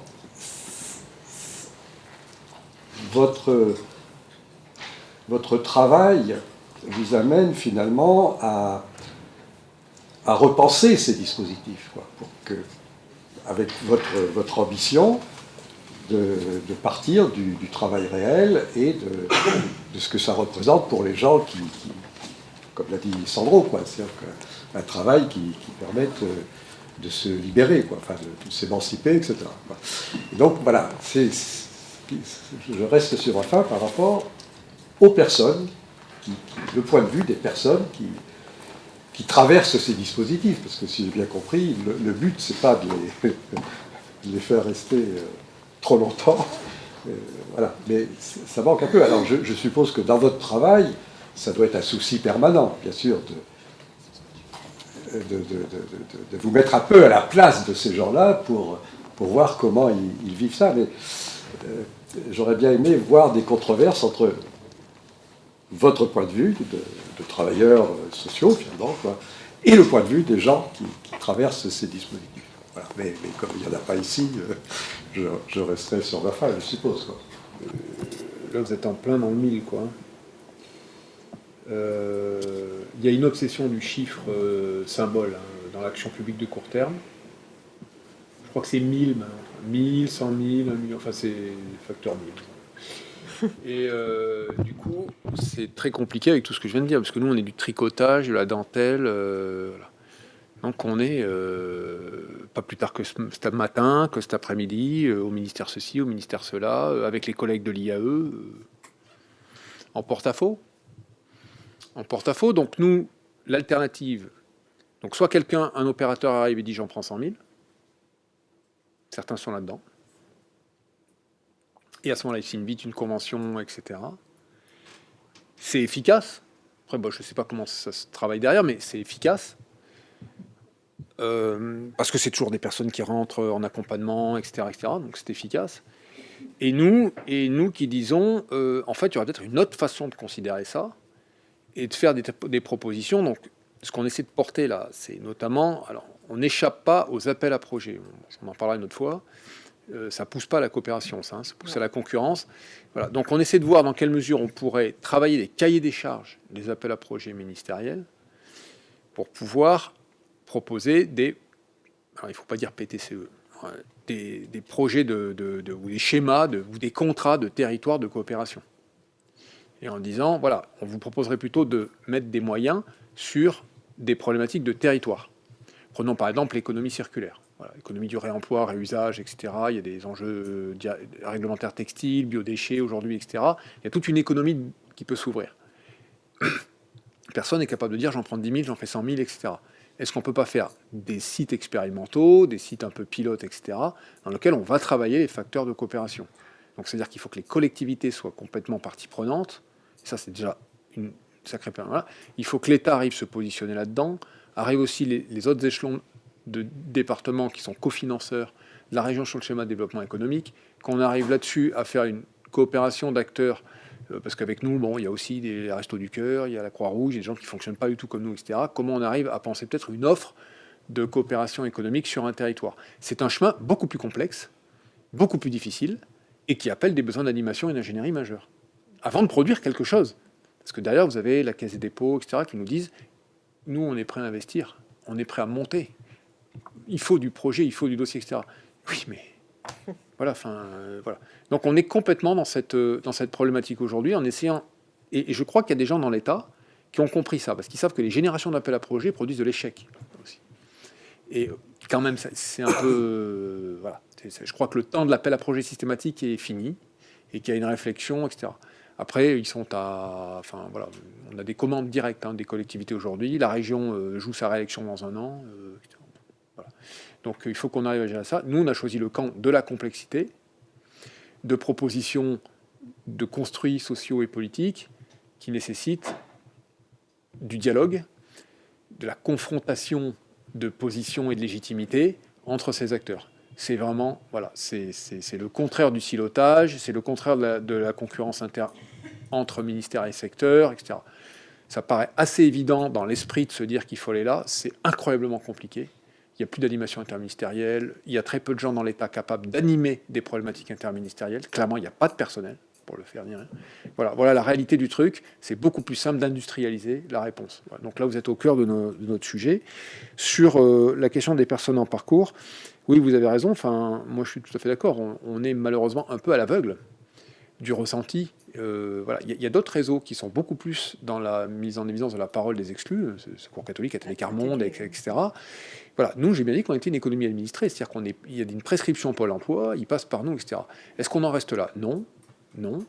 On essaie de créer des espaces de débat. Je repense à un débat que j'ai fait avec des migrants. Enfin, des migrants. Moi, je suis venu sur le jardin de Valence, à côté de chez moi, dans la Drôme. Je débarque, il y a 12 nationalités, que des migrants. Enfin, ça dit quelque chose quand même.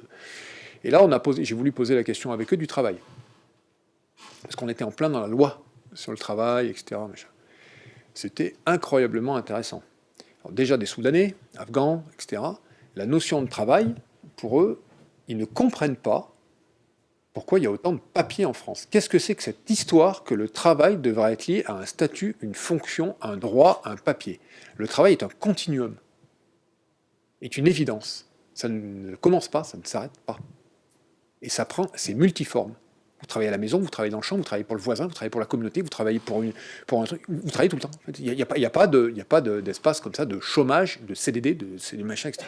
Donc déjà, une vision incroyablement de la complexité de la notion de travail dans nos pays occidentaux, et aussi une vision de quel est le sens du travail. Le sens du travail était pour eux la satisfaction des besoins fondamentaux. Mais ça paraît une bêtise de dire ça. Mais on a fait un tableau de mots, de nuages, etc. Pas une seule fois, vous avez des notions d'accumulation, de richesse, de confort, etc. C'est l'éducation pour les enfants, l'accès à la santé, la survie par les soins. Vraiment, mais et tous. Et là, vous tombez des nuques, parce que c'est quand même très, très éloigné de notre considération du travail, de l'emploi, de la rémunération, qui, pour nous, vise évidemment tout autre type de besoin, une fois que les besoins fondamentaux sont assurés. On est sur une vision complètement différente. Bon, ça c'est un exemple. Après, ce qu'on essaie de développer, l'exemple que fait Dominique là, sur le bassin minier cette fois-ci, c'est d'essayer de faire de l'insertion, non pas uniquement dans la production, mais dans l'animation de territoire. Et à ce moment-là, il y a un renversement qui est produit, c'est que les personnes qui sont en insertion animent des collectifs d'habitants. Voilà. Alors ça devient réellement intéressant, c'est-à-dire qu'ils ne sont plus dans une posture d'employés, ils sont dans une posture de sachants. C'est-à-dire qu'ils vont accompagner les habitants à construire un verger, par exemple, à faire de l'agriculture urbaine. Mais je l'ai vu, enfin, concrètement c'est ça, à organiser un circuit court en panier, à faire... Voilà. Et la mairie de Los, évidemment, a soutenu ce principe des collectifs d'habitants qui sont du coup cofinancés par la mairie dès lors qu'ils ont une initiative citoyenne, etc. Et la rencontre entre le personnel en insertion, les exclus dont on parle, avec les habitants qui ont envie de se motiver, là, elle devient vachement intéressante. Parce qu'il y a un renversement des stigmates, en fait, des positions des personnes voilà, qui deviennent... voilà. Nous, on le voit, ça nous arrive de le voir sur nos jardins, quand certains font des team building avec des grandes entreprises. Bon, je dis ça, c'est un peu caricatural, mais où les gens arrivent, voilà, ils mettent une botte et tout, et quand vous avez la personne vraiment en insertion, enfin, qui va expliquer au cadre sup comment il va désherber son rang d'haricots, etc., c'est un moment magique. Hein. C'est vraiment... alors là, c'est jubilatoire hein, de voir ça. Voilà. Et le cadre sup qui, un quart d'heure après, éreinté, va rendre ses bottes et court dans la salle boire un café parce qu'il est incapable de tenir la posture du travail en agriculture. Enfin, je dis le cas de moi, incapable de tenir plus d'1 heure la posture du truc, quoi. Donc voilà, il y a certainement des choses. On est loin encore, à mon avis, de donner une vraie place à cette perception des personnes là sur la vision qu'ils ont du truc. Je pourrais dire beaucoup d'autres choses, voilà, y compris du mouvement des Gilets jaunes et la façon dont ils réintègrent nos visions, etc. D'abord, ce que je vois à travers les jardins de Cocagne, c'est que la question de la perception de l'assertion, en réalité, elle s'inscrit d'abord dans une logique de trajectoire longue, professionnelle. Il y a professionnel. C'est-à-dire, c'est pas l'insertion 6 mois, 1 an, et puis c'est terminé. Il y a une préoccupation et de mettre les choses dans le temps. Et ça, c'est un point extrêmement important. Parce que, en réalité, c'est vrai pour les personnes en insertion, mais c'est vrai pour chacun d'entre nous. Et donc, finalement, à travers cette question d'insertion, on voit une question extrêmement importante dans toutes les organisations. Repenser la question des trajectoires et derrière du développement professionnel des uns et des autres. C'est là où ce que tu disais, Julien, c'est-à-dire qu'on apprend à partir des jardins d'insertion, des entreprises d'insertion, des choses qui ont une valeur universelle. C'est très important. Le deuxième point que j'aimerais souligner dans ce qui me paraît extrêmement fort, c'est cette idée que, bien entendu, au début, on est amené à réinsérer dans l'économie telle qu'elle est, parce que c'est le point de départ. Mais en réalité, ce n'est pas la visée, ce n'est pas la trajectoire, cette fois-ci, d'un point de vue économique. La visée, c'est d'un côté, par la diversification des activités, en ne se limitant plus à la question du maraîchage, mais en se diversifiant, il y a une possibilité d'ouvrir de nouvelles trajectoires professionnelles à ces personnes qui sont en insertion. Quand on prend l'exemple d'Audruy qui se déplace, donc c'est dans la mer du Nord, à côté, la côte d'Opale, qui se déplace vers le bassin minier, l'archipel nourricier, qui est un jardin dans lequel Athémis a joué un rôle de laboratoire dans le PTCE. Quand on regarde la façon dont il y a une diversification des activités, on sent qu'il y a là, vers les activités plus de services, la possibilité pour une série de personnes de retrouver une activité en lien avec le projet économique du jardin. Mais ça passe effectivement par une ouverture et des formes de coopération. C'est pour ça que les PTCE, c'est un peu jargonneux, c'est les pôles territoriaux de coopération économique, mais qui visent à créer des coopérations économiques entre des entreprises d'insertion et des autres entreprises. C'est là où c'est central, parce que justement cette coopération, elle invite les autres entreprises, qu'on va dire plus classiques, à faire évoluer leur modèle économique et leur modèle de travail. Et donc on se retrouve dans une ouverture potentielle où les personnes ne sont pas réexclues à partir des questions qui les avaient exclues 6 mois, 1 an, 2 ans, 3 ans auparavant. Il y a une ouverture de changement, il y a une possibilité d'ouverture, et qui passe par un autre modèle économique de coopération plus serviciel. Et ça, on le sent, alors aussi bien donc du point de vue de la diversification des activités, quant à des formes de coopération avec d'autres entreprises qui, à travers cette coopération, sont amenées à faire évoluer leur propre modèle de travail. Et là, le dernier point, c'est que la question de la proximité, pour que ceci puisse se mettre en place, l'attachement au territoire, pour que ceci puisse se mettre en place, l'attachement de devenir ensemble de ce territoire, à la fois sur un plan social comme sur un plan écologique, devient essentiel. Et c'est pour ça qu'il y a une dimension fondamentalement politique, et c'est pour ça que la question du lien entre le travail et la question politique redevient vivante. Parce qu'il y a ici une capacité à remettre le travail dans une perspective politique. Donc on commence à quoi on appelle, on essaie d'en discuter autour du terme de démocratie sociétale, mais c'est bien cette question qui se joue et qui permet de stabiliser, pérenniser, donner de l'espoir et de la force dans une belle perspective. En écho à ce qui a été dit, la première, ça remonte à ce qui a été dit tout au début de l'intervention de Julien, qui a repris Sandro en partie, cette idée des vertus thérapeutiques du travail. Je trouve que là, on a une expression extrêmement puissante, et pour moi, il y a deux dimensions qui sont attachées à ça. D'abord, ça fait rentrer dans le discours la question de la santé, comme une dimension cardinale de cette affaire-là. Et avec cette idée qui nous est très attachée pour nous, c'est que dans cette affaire, c'est pas tellement la santé des personnes.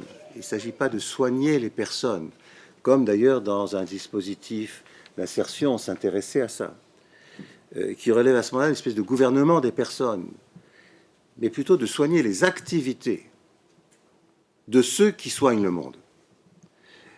Et c'est sur la base de ces activités dont on prend soin et qu'il s'agit de soutenir, développer, solliciter, reconnaître qu'il y a des effets de santé pour les personnes, mais ce dont on se mêle, c'est pas du gouvernement des individus, mais c'est bien de la gouvernance des activités. Et c'est en cela qu'il y a un effet de société. Incidemment, d'ailleurs, c'est comme ça qu'on rejoint des questions d'entreprise. Et de se poser, c'est une des grandes dimensions aujourd'hui. Les DRH, ils se mêlent de quoi? Du gouvernement des personnes ou des activités? Et on sait très bien que c'est une des dimensions assez compliquées. Et dans nos affaires, on a exactement la même question.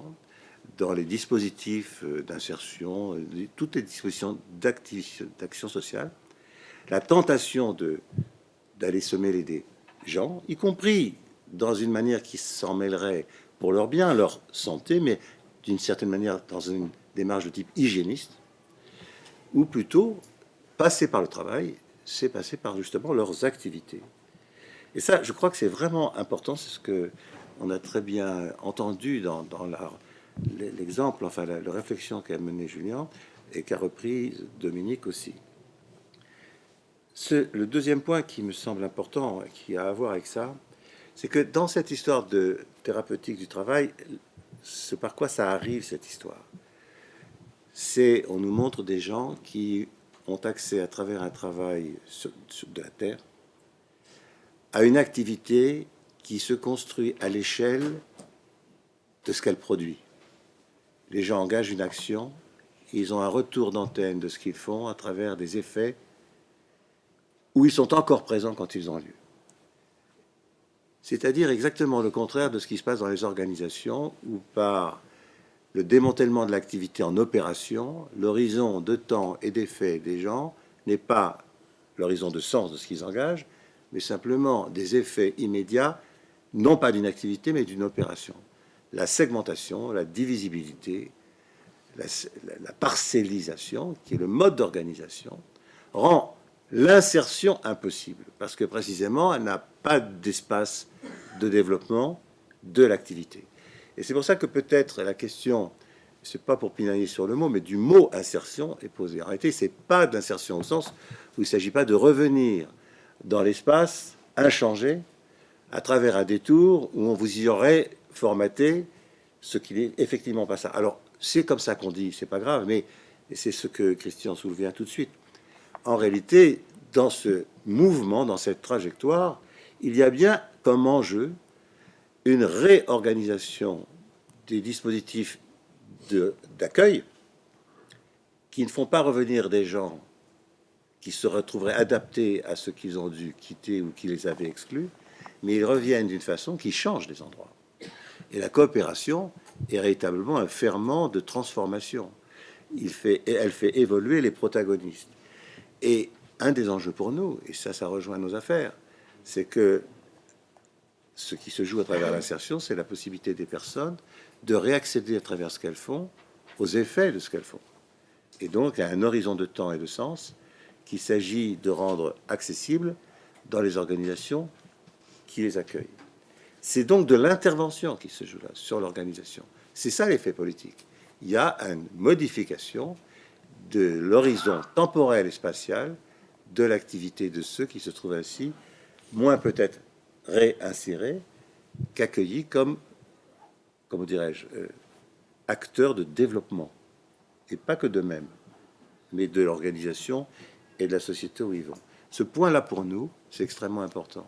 Et c'est peut-être, je me permets de faire cette remarque, ce qui relève de la découverte, Julien l'a fait comme ça apparaître, lorsque ils ont croisé un messie qui s'appelait Christian Dutertre et qui est venu leur parler donc d'un travail qui a visiblement fait effet et qui raconte peut-être quelque chose qui, pour moi en tout cas, fait sens. C'est une histoire intellectuelle, morale, idéologique de l'ESS, partie sans s'attacher alors assez à ces dimensions du travail, et qui, à un moment donné de sa maturité, fait la rencontre qui lui permet de se ressaisir de ça.